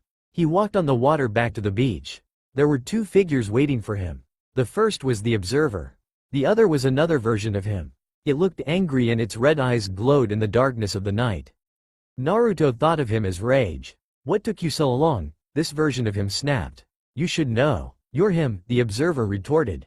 Who's in control? Naruto asked. No one. You're asleep. Thanks to me. That Itachi keeps meddling in our business. We should kill him. Just like we should have killed that wooden guy, Rage snarled. The observer simply shook his head. I'm going to sleep then, Naruto declared, heading back to reality. Good. I have things to do. I'm gonna get revenge for today. Naruto snapped back around to look at Rage. What are you going to do? Rage smirked. Iruka-sensei taught us a lot today. I just thought we should show him the results of his efforts. It's not as if he ever helped you out when you needed it. You have to admit, he was unfair to us today. Let me handle it. He won't even know it was us. I can make him respect us. Surely, that's not so bad? Right, Naruto? He asked nicely, even while he was scheming. Naruto could stop him if he wanted to, but tonight, he didn't care. Go ahead. Rage cackled as Naruto walked away from them. Like always, the observer merely watched as Rage disappeared. Then he was alone. Iruka dreamed he was in his classroom. He stood at the chalkboard drawing complicated diagrams and lecturing. When he turned around there was only one student there. Uzumaki Naruto. The boy grinned and clapped slowly. Iruka-sensei, great lesson. Here, I got you a present. The Jinchuriki pulled out a bucket full of sharpened pencils. He walked up and put it on Iruka's desk. Oops, looks like I forgot one. The boy pointed to a pencil stuck in the wall. He walked over and pulled it out of the wall with ease. Ah, now who could have done this? Whoever it was is a very bad boy, right, Iruka-sensei? Iruka tried to respond, but no matter how hard he tried, no sound would come out. Naruto tsked, Iruka-sensei, you're not supposed to talk unless raise your hand. Naruto grabbed another pencil from the bucket. Then he charged at Iruka. Iruka tried to move. He looked down and saw hands from the floor grabbing his feet and holding him still. Naruto grinned and stabbed the pencils into Iruka's hands. The pencils went straight through his flesh and then pinned them to the wall. Iruka screamed as the pain assaulted him. What was that, Iruka-sensei? You forgot to raise your hand again, the boy chortled. There was a rumbling sound. It was coming closer. They're coming, Iruka-sensei. Do you want me to save you? Iruka mouthed, yes. I can't hear you, Iruka-sensei. Speak up. This is your last chance. Say something or I'll leave you here. The scarred Chunin began to cry. He begged Naruto to stop the pain. He pleaded for the boy to save him from this nightmare. Sorry, Iruka-sensei. I couldn't hear you. The boy backed away from him. Iruka heard the faint sound of footsteps. It was growing louder and louder. It was like an army marching in tune. The door was slammed open. They filled the room. It was dozens of people, all shapes and sizes, but they had one thing in common. A simple white mask that had fox-like slits for eyes and a grand smile. A little one walked up to Iruka, a pencil in hand. She stared up at him in curiosity and then shoved the pencil into his stomach. The others followed suit. Each took a pencil from the bucket and stabbed him. He no longer even had his eyes. They'd been gouged out. Iruka screamed, and this time he heard it. He screamed while Naruto laughed. Have you learned your lesson, sensei? Iruka didn't respond. He just howled as more and more of the sharp objects punctured him. This is why I exist. Naruto declared, I will make my world a reality. This is my world, I control it. I control you. And I can hurt you, just like now. Just like you've hurt me. The masked people disappeared along with the pencils. Iruka slumped to the ground. In reality, Iruka shot up from his bed in a cold sweat. The boy's mocking voice still reached him. This is only the beginning. In an endless red void, Rage opened his eyes. He slowly floated upwards until the red met black. Then he had to hold his breath as he swam through the dark waters. Rage could see the light now. He swam towards it, breaking the surface. He was back in the mindscape. Rage made his way toward shore. He frowned, it was raining lightly. That had never happened before. When he reached the beach, he shook like a dog, water spraying everywhere. You've come back from torturing an innocent man? Rage glared at the observer. Those violet eyes simply stared back at him, condemning him. No one's innocent, he retorted. What the hell is he doing? Why's it raining? You don't know? It's our birthday. We're remembering. You were asleep this time last year. That doesn't explain the rain. This world, it changes as we change. He's upset, thus it rains. This is just the beginning of change. The first memory hasn't even started yet. Rage snorted. Memories? Boring. He had half a mind to go back and visit Iruka in his dreams. He couldn't though. It was too dangerous to do it twice on one night. Not to mention he'd haunted the man every night for a week straight. I'm going back to the void. You can stay and watch if you want. I've seen it all already. The observer began to wade through the dark waters. Rage thought the observer was insane. How could anyone want to return to the void? Rage hated it when Naruto shoved him in it. But the observer always went willingly, most of the time on his own. Why would I want to watch it? All that it'll be is pain and hatred. That's all it's ever been. The observer turned to look at him. Don't you want to know how you were born? How you came to exist? You don't know anything of our life before that point. That's how he's hiding it from you. He's literally hiding the source of all his shame and guilt from himself. He doesn't trust himself. I don't feel shame. I'm not guilty at all. And as you like to remind me, I'm him. We're Naruto. Why don't you stay and find out? The observer shook his head. I've got to go. I've wasted too much time. The violet-eyed boy descended into the waters and didn't come back up. Rage narrowed his eyes. Naruto was keeping things from him? What right did he have to do that? They were all him. They all deserved to know. Then the light disappeared. The stars were gone. Ominous clouds covered the waxing crescent moon. Rage could barely see his hands in front of his face. Thunder rumbled in the distance. The rain pelted down harder, causing Rage to take shelter by one of the palm tree. Then there was a voice. His voice. It reverberated across the mindscape. Darkness. It began in darkness. Images began to flicker in the sky and Rage smirked. I'm gonna find out our secrets, Naruto. Whatever it is that you're hiding, it makes you vulnerable. Just what I need. Darkness. It began in darkness. My first thought then was some wordless thought of wonder and purpose. I would translate it to, I am here. I am here, but who and where am I? I don't know how long I thought that. Time didn't exist in the darkness. It might have been a century, it might have been a second. I don't know. Then the voices came. The first voice, it was his. It was a deep mocking laughter that I first heard. He was the first thing that I could hear talking to me. So I listened. Naruto. Naruto Uzumaki. Thank you for existing. Thank you for being my escape. I'll think of your sacrifice when I kill your parents and you. The fox laughed. Then it was quiet. I knew Kyuubi was still there. Lurking, waiting. There was another voice. Soft and gentle, it caressed every word that it said. Hello, Naruto. It's me, your mom. I wonder if you can hear me? The voice chuckled softly. But it's not like the fox's cruel laugh. It's nice. It made me feel warm and good. I wanted to get closer to it. I love you, Naruto. I can't wait to meet you. There are so many amazing things in this world. I want to share them all with you. She laughed again. That's something your dad told me when we started going out. He's gone now, doing a bunch of required paperwork. But he'll be back soon. And she continues to talk, weaving the tale of her life as she goes. I wanted to see her. I wanted to be held in her arms. My mother. I reach out with my formless body, pressing against her, trying to get out. Kicking already? That's my strong Naruto. But it'll be a couple months before you're ready to be born. She pauses, and then talks not to me but to someone else, Minato. You're home early. They whisper together. Suddenly there's a warm hand next to me. I pressed against it, reveling in the feeling. Wow, a new voice says quietly, I can feel him. His chakra, he has so much already. Can you hear me, Naruto? I'm your dad. You're gonna be so strong one day. I just know it. Maybe he'll become Hokage like you. Dad moved his hand away, only if he wants to be. I wouldn't wish that much paperwork on anybody. I wonder what he'll be like when he gets older. He'll have your blonde hair and blue eyes. Hopefully your smile too. It seems like he's already got your massive chakra stores. He'll probably act like you too. He paused, then in mock horror, that means we won't eat anything besides ramen. Mom laughed again. Not true. I eat things besides ramen sometimes.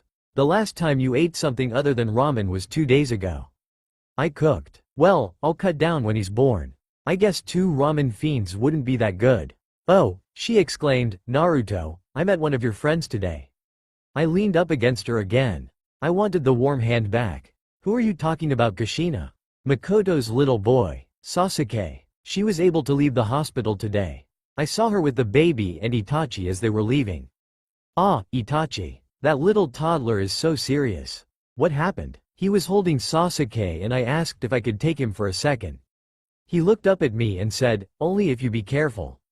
No dropping him. I promised not to, but he had to be convinced by Makoto before he let Sasuke go. Wow, he's protective already. Yes, I told him that he didn't need to be. Itachi just shook his little head and said, "That's what big brothers do." Anyway Naruto, Sasuke's gonna be your friend.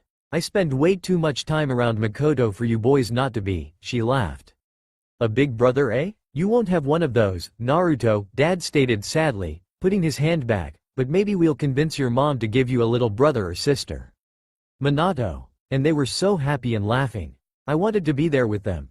I was tired of wordless thoughts and this formless body of mine.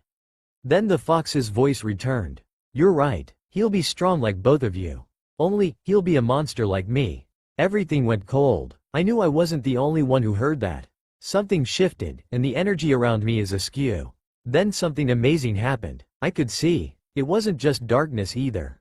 I could see. What I was seeing, I didn't know back then. I had no words for anything, nor understanding. I do now. Mom and Dad were standing in front of a huge cage. They were up to their ankles in water. There were pipes everywhere like a sewer. My parents weren't smiling anymore. Kyuubi was there, grinning as its tail swished behind him. I've seen it. Your little Naruto will grow up and destroy everything you stand for. The fox cackled, more my son than yours really. You're wrong. Mom stepped forward, challenging him. Naruto won't be like I was. He'll have us. We'll protect him. You can't protect him from everything. We will, Dad assured. You won't taint him. He'll be born and you'll stay inside. You won't escape. They stand united against the demon.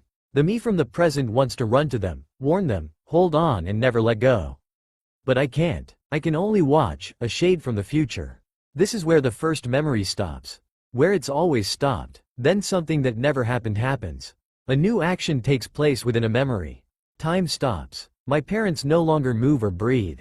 The ripples in the water are frozen in place. I'm standing in front of the fox's cage and he's growling in amusement. Little fragment of the future. Little Naruto, demon of Konoha. The fox roars, I can see you. I take a step back. Impossible. He can't see me. This is my memory. I feel the water move at my feet. I look down. It's me, as a baby. The baby looks up at me with innocent blue eyes. You're thinking it's an illusion, right?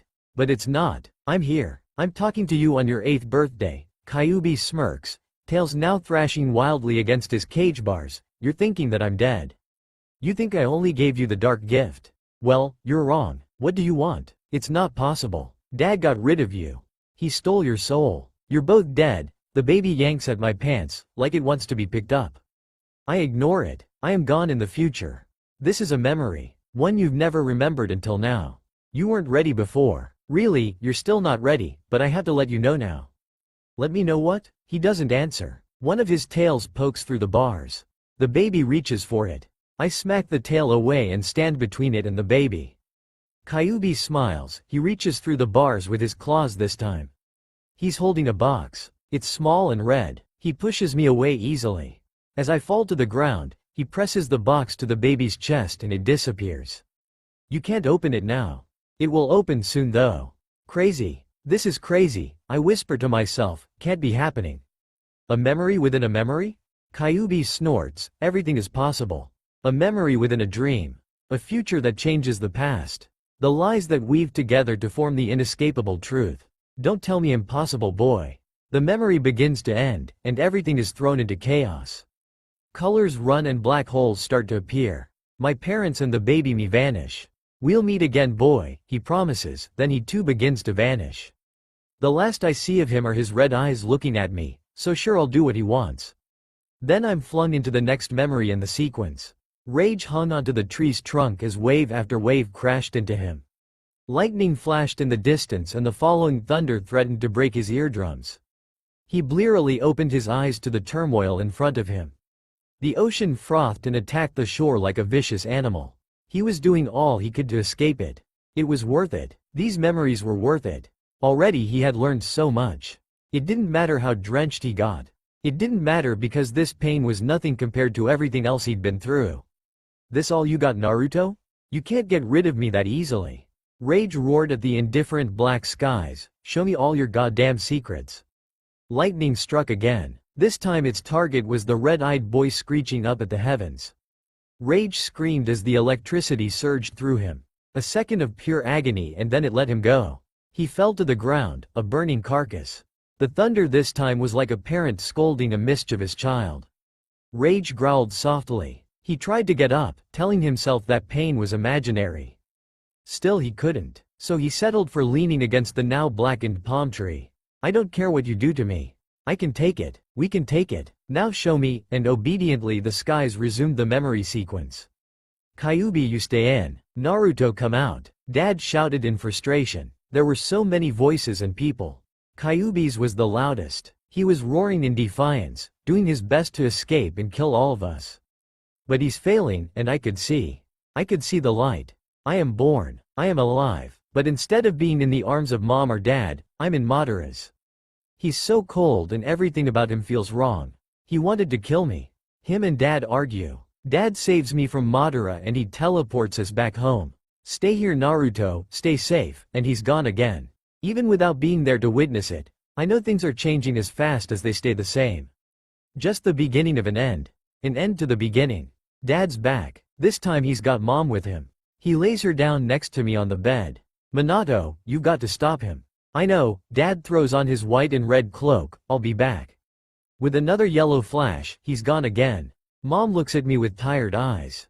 Something's different about her. I realize what it is quickly. The fox is gone. I remember why the me from now hates her. My little Naruto, she holds me close to her and strokes my hair. I'm so sorry this had to happen. My baby self merely lays against her, taking in her warmth. The me from now looks at her through those eyes. Those eyes say, it's your fault. You said you could keep caged in you. You said you would protect me. You lied. The screams of Konoha reach us even though we're far away. There are tears in mom's eyes.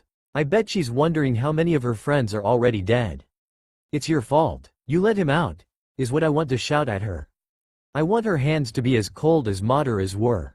I want to move away and I can't. I love you Naruto. More than anything, she whispers. My hand reached out and touched her face gently and she laughs weakly. Already ready to fight? It'll be okay Naruto. Your dad will fight to protect the both of us and the village.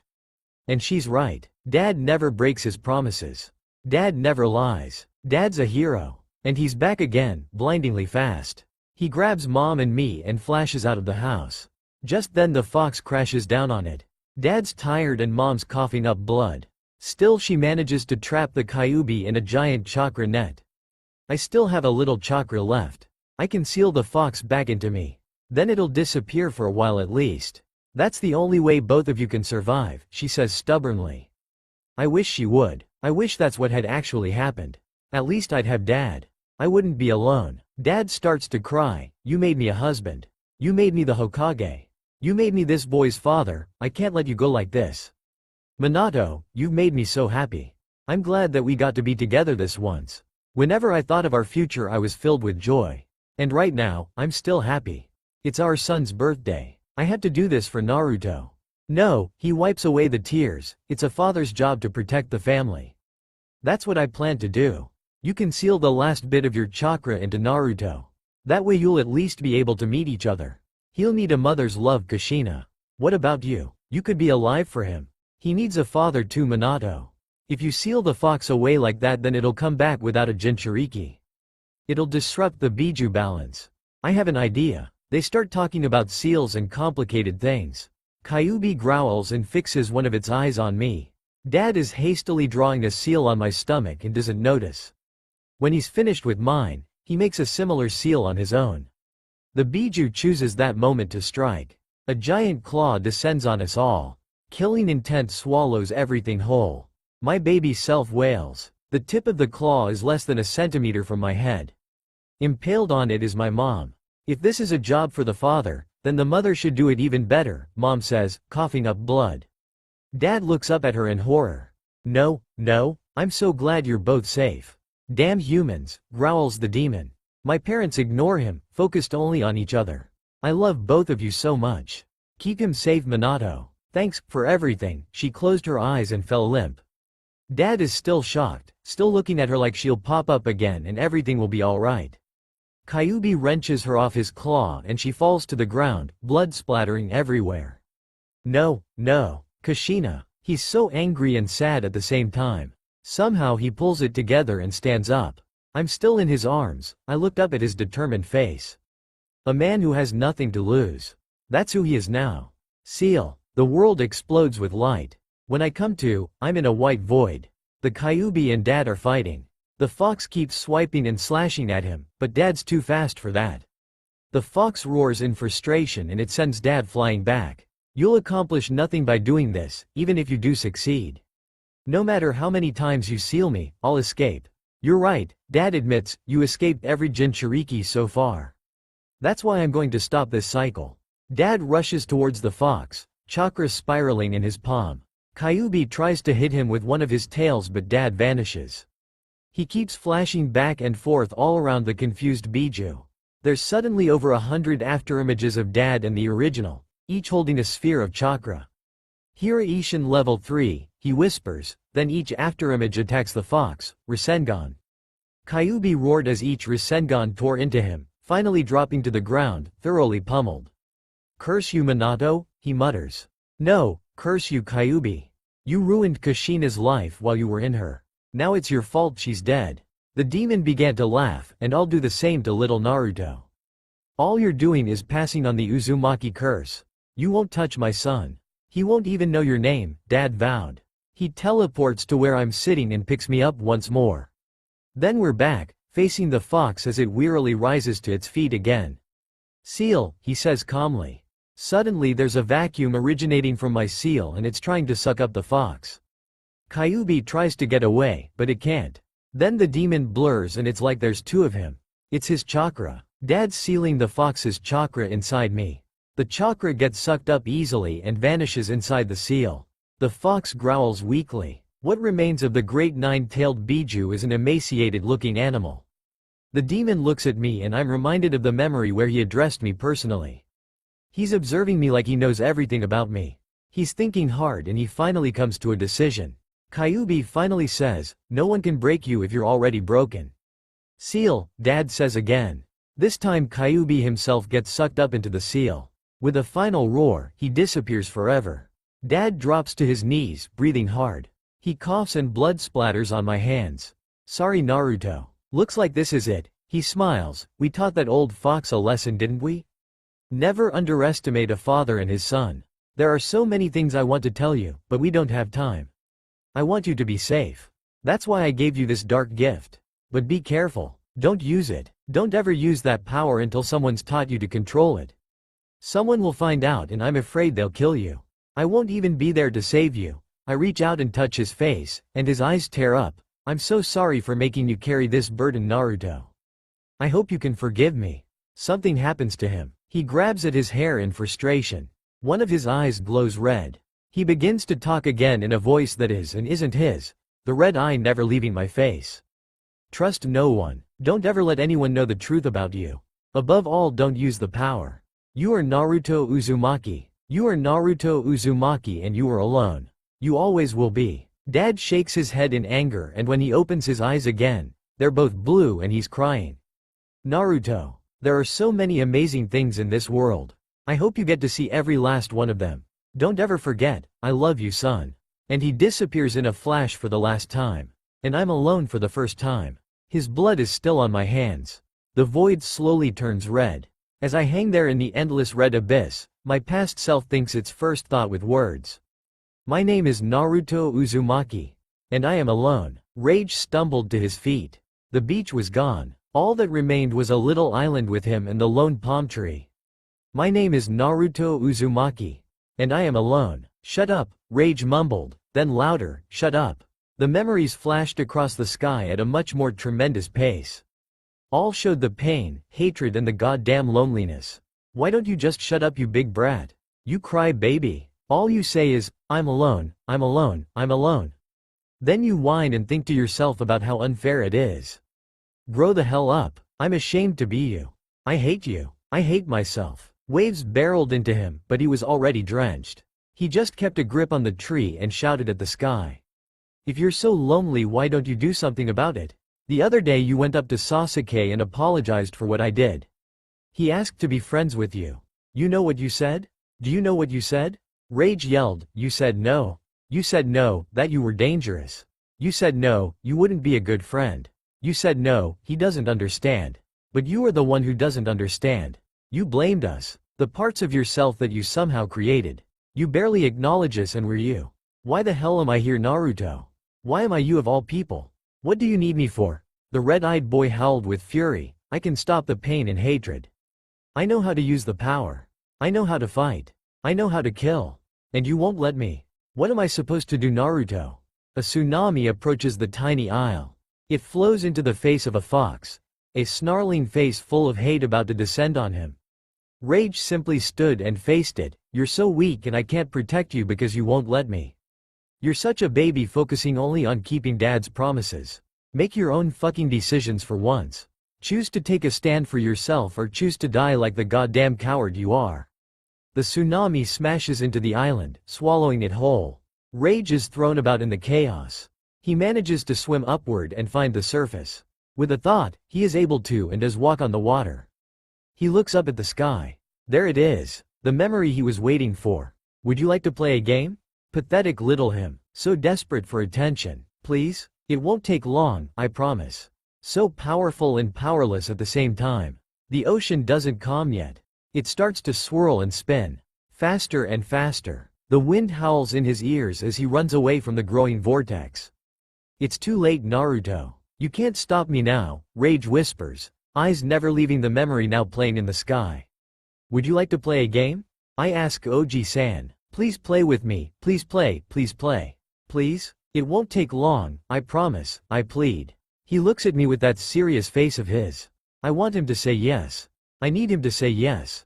Acknowledge me. Realize that I exist. Something is so wrong with me. I need him to see it. I need to be fixed. Someone rushes into the office. Hokage-sama. Urgent message from Cloud. And who do I think I'm fooling? The look Oji-san has on his face right now is the look he has when he talks about those precious to him. And he's not looking at me. He's looking at this village so full of hatred and he sees love. And he's not ever gonna look at me that way. Only my parents looked at me like that. I smile a little, remembering them. My hands fall to my sides. The game drops to floor. And I'm gone. I'm running as fast as I can. I run out of the tower. I run into the village streets. The rain falls like tears down my face. I run like a madman, barely avoiding running into the villagers. Maybe if I keep running nothing will ever catch me. Just running so fast that everything becomes a blur and insignificant. Nothing would matter. There'd be no pain, no hate, and no loneliness. No power. But you can't run away from two things. The truth and yourself. I slip and fall, banging my head on the ground. People gather around, their bodies and shadows looming over me. Words are falling out of their mouths and I try not to listen. Don't they understand? They mock me, hate me, and condemn me for who I am. But I'm only this way because of them. I'm saving them every breath I take. As long as I exist, the dark gift can't destroy them. It wants to. It wants to annihilate everything. Sometimes it makes me want to too. It's hard to resist it. My head pounds every day as its heavy presence fills my mind. It's not Kyuubi. It's older and grander than him. It's not darkness. It's hatred in its purest form. Everything is the object of its hate. It wants to eradicate, annihilate, and utterly destroy all existence. It is unlife. This is what the Kyuubi had inside him. This is what made him so powerful. And I wonder, was he born a demon or did the dark gift make him one? Was he like me? A boy sacrificed to protect something greater than him? Or was he more like Gaara? Born a weapon to be used when needed? Did he finally crack under the dark gift's pressure? Did he choose to give in to it? Regardless, he became a monster and was able to assert his existence. But I'm not him. I'm Naruto. Uzumaki Naruto, son of the fourth Hokage. Uzumaki Naruto, son of the previous Jinchuriki. Uzumaki Naruto, wielder of a power he can barely keep beneath the surface. Their words are opening a door for it. It grips the knob, ready to lunge forward and take control. I get up and walk away. There's no need to run anymore. I can't escape my destiny. I walk slowly home and all the villagers seem to fade away. I don't see what my dad or Oji-san thinks is so special about them. To me, they're like a mob bent on hate and cruelty even towards themselves. Each wears the same mask. They think no one can see the real them, but they're so wrong. I can see them. I see them when they steal from each other. I see them when they hurt each other with jagged words. I see them when they kill each other. Quarrels, fights, love, friends, and the sick truth of how it's all a bunch of lies anyway. But still, they come together as one. They sense the enemy. They don the mask that makes them a united army. Makes them, them. I see them. And I am the enemy. I shake my head. It's hurting so bad. The dark gift is corrupting my thoughts again, twisting them to the point where it seems like they originate from me. I reach into my pocket and pull out some painkillers. I swallowed 3 and hope that they work. I'm in front of my apartment now. My safe haven. I open the door and walk into the complex. No one else lives here, so OG-san let me pick whichever one I wanted. I picked a plain apartment. Not too small, not too big. White walls and a gray floor. But that was good. When I'm here, the dark gift quiets and I can think again. I can be a kid again. I climb the stairs and then turn into the hallway. There's my apartment door. Something's different. I sniff the air and a strange chemical fills my nostrils. I gag and hold my hand over my nose. It was probably a stink bomb or something. Some genin had thrown one in the complex a couple months ago. Probably thought it was funny to do it again. I should have turned around. I should have seen it coming. I should have screamed bloody murder and ran away. But I didn't. My hand turned the doorknob. I pushed it open. And hell begins. Rage created jutting pillars of rock for him to jump onto. The whirlpool was growing bigger and bigger. It was hard to avoid getting sucked down into it. He watched in fascination as black waters turned crimson. The Maelstrom tore his pillars to pieces and he was forced to jump away. I don't have time to even think before a hand reaches out and grabs my throat. Another hand covers my mouth. I look in horror as one of them stands before me, grinning. He's a fat man with thick lips and a receding hairline. The stink of alcohol on his breath makes my eyes tear up. The man is filthy. Everything about him is dirty. He slaps a piece of tape on my mouth so I can't scream. He smiles and takes out a kunai. He plunges it through my hand, pinning it to the wall. He repeats, except with my other hand. It hurts. I'll admit that. It hurts like hell. But it's nothing compared to what I've already been through. This man, he's so stupid. Doesn't he realize what he's doing? Attacking me of all people? Does he want to be destroyed? The man smiles, his bloodshot eyes meet mine. I finally caught you, Kyuubi. Now I can make you pay. You've ruined me. I was a chunin. I had a family. You took that all away, now I can repay the favor. He's going to kill me. He's going to kill me. I don't want to die. I don't want to die. I can't die. The door is open. The power floods through. Chakra burns the tape away and the man screams in horror. I feel invincible, immortal. I yank my hands from the wall. Then I rip out the kunai embedded in each one. My hands heal as if the kunai were never there. The man falls to the floor, blubbering in fear. I advance upon him slowly. I can't stop myself. So many thoughts are rushing to my head. The enemy, he's the enemy. I gotta kill him. I gotta destroy him. He knows too much. He sees the power. The power that I wasn't supposed to use, but I'm using it and it's all his fault and he should just go die. But I don't want to kill him, but I need to. Like I need to breathe, I need to kill him. The dark gift is howling at me, tearing at my mind for control. Its vague emotions transforms into a thread of jumbled thoughts. Pain, terror, coward, hurt him, kill him, make him bleed, make him regret, and I'm agreeing with it. I grin madly as I approach the man. A problem needs a solution, right? This man tried to kill me. He is the problem. The dark gift and I, we are the solution. Rage made the mistake of falling in the water. He yelled as the burning hot water scalded him. He immediately created a rock pillar beneath him, rising himself out of the water. You thought you had me, didn't you? I say, speaking for the first time, you thought you could kill me? You're a fool. My hand shoots forward like a spear. The man stares at it, transfixed, as it tears through his chest. Blood splatters everywhere, and I smile, taking in the scent. Delicious. I literally hold his heart in my hand. Its beat is erratic and quick. You called me Kyuubi. My name is Naruto Uzumaki. Kyuubi is dead. My hand squeezes his heart ever so slightly, and so are you. The pillar was torn apart and rage was falling to the water once more. If only he could change himself like he changed the world. Slowly a smile crept its way onto his face. Why shouldn't he be able to? Nothing was impossible here. With that thought he fell towards the water. Closer and closer he came. The ocean waited eagerly but he never crashed into it. "Monster, you're a monster," the man mutters, eyes so full of fear. He says this, the man who wanted to murder a child. I'm laughing at him now. I'm laughing so hard that it brings tears to my eyes. It's a laughter tinged with madness. My mind is crumbling and I know it. It's starting to fracture and the dark gift is crawling into those cracks. And does it really matter? Because one of the people I'm protecting tried to kill me. Why am I trying anyway? I should just give in. I stop laughing. Monster? Monster? What's that word supposed to mean? You think that makes me lower than you? Makes you better than me? Don't you see my hand in your chest? I do. Don't you see the power I have? I do. Don't you see yourself at my mercy? I do. You're not better than me. What right do you have to call me a monster? I snarl, giving his heart another squeeze, even if I am one. I saved your pathetic life. I saved this whole village.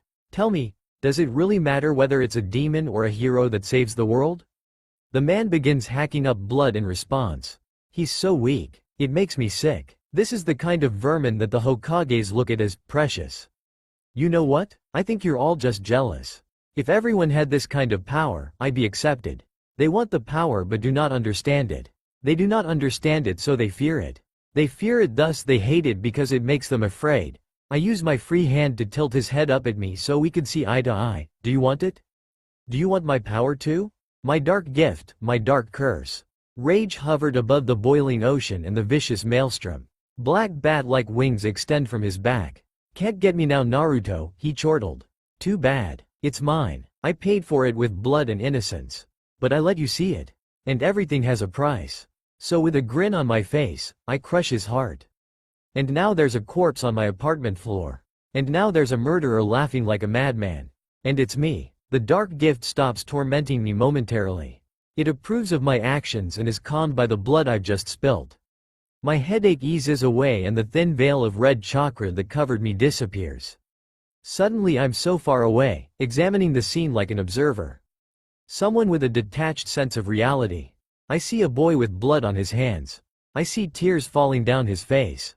I see him as a monster. I see his victim on the floor. I see the emotions he's hidden so carefully start to pour out. I see the evil inside him that he keeps locked away. I see him about to give up. Naruto, a voice says weakly. It shocks me enough to bring me back to my body. I look down, and instead of the man lying there dead, it's Dad. He's in so much pain and it's my fault. He's looking at me with those blue eyes so unlike mine and blaming me. How could you? I can't breathe. Tears swell up in my eyes.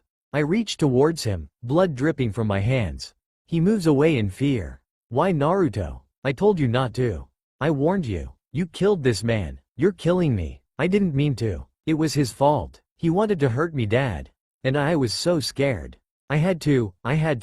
You didn't have to do anything besides live. You could have run away. My throat is raw and everything hurts even though I'm not bleeding. You don't understand, Dad. It's so hard. This thing is in my head and it's tearing me apart. It wants to kill. It makes me want to kill. But I enjoy it anyway. There's something wrong with me and I don't know how to fix it. No one notices, not even Oji-san. I've been broken, Dad. You were broken from the start, Naruto, and he slumps to the ground, dead. All I can do is stare at him in shock. Monster, you demon child, the villagers whisper. And all I can see is the crimson liquid on my hands. There's something wrong with him, one of my peers says with a nervous glance. And all my mind can do is burst into pain. Crack. I've never been wanted, much less acknowledged. I was just a burden to everyone's existence. I've been surrounded by lies. No one tells me the truth. No one cares. No one wants the real me alive. They only want a container. An object to hold evil. Crack. I'm losing against the dark gift. It's been corrupting me from the second it was put inside me. Or maybe I'm really just that evil. I do want to hurt people. I want revenge. I want to show them what a real monster looks like. Crack. And I don't want to. I want to listen to what Dad told me. There's a reason for all of this. I don't know what it is or why I was chosen, but it's got to be important. I can't let him down. I can't give up now. But I don't have a solution. I don't know what I'm supposed to do or how I can stop the dark gift's influence. Crack. Kyuubi said if you're already broken then no one can break you. An idea comes into my head. A crazy plan that makes no sense and is surely influenced by my madness. But it's the only plan. Because sometimes when you lose you also win. Because sometimes there are sacrifices and second chances. And I think I've just decided how much I'm willing to sacrifice for my second chance. How much I'm going to lose so he can win. I smile one last time. Then I seize a hold of my mind and tear it to shreds. Crack. The world shatters around me. I float in an endless red void. I'm screaming in agony. My fingers dig into my scalp and my eyes close. The pain won't stop. It will never stop. The faithful companion who sails into oceans of madness with me. There's only so much pain a body can take. It shuts down. But in the mind, anything is possible. So in reality, my body falls and lays still on the floor next to the dead man. In my mind it's only begun. The winged boy was grinning, the truth was right in front of him. A plan, he'd been a part of it somehow. He was important, he mattered. He had a purpose. Then at that exact moment, the skies was gone. There was only darkness. The words of the memory still played but they were blurry and hard to hear. Why won't you show me? Rage whispered, then louder in anger, don't I deserve it? I've always been here. I was always doing what I thought I was supposed to. I just want to know. Fragments don't need to know anything. They only need to focus on their jobs. Rage looked down at the maelstrom. Slowly a person rose from it, unharmed and untouched. The figure wore samurai armor. The armor was covered in bloodstains and old battle scars. The samurai was able to walk air, and he did, approaching Rage. I can't do my job. So I want to know why it was my job in the first place. A fragment can have rights too, can't they? Just because we're a broken up piece of an original doesn't mean we can't know the truth. Who the hell are you anyways? The samurai shakes his head, his helmet rattling. I am the one who fights. I am the warrior. You are the one who is supposed to protect and carry the anger. You are not protecting him. You are undermining him. You have no right to this knowledge. The observer knows. Rage retorted, he knows everything. He sits there and watches everything happen with those calm violet eyes. Always correcting, always condemning, but most of all he's always watching. That is his job. He is the one who watches and hides the truth. You are not him. You are Naruto. Your duty is to help him. Naruto, he is the most important thing. He cannot be let down. The warrior drew his sword and pointed it at Rage. Neither can he be persuaded into doing anything he doesn't want to. You will not use this information to control him. Rage was shaking now, trembling with rage. You should understand. You should understand most of all. But I guess not everyone wants to become whole. Let's go. And they charged at each other. That's all for now. If you enjoyed this video, then please like, share and do comments.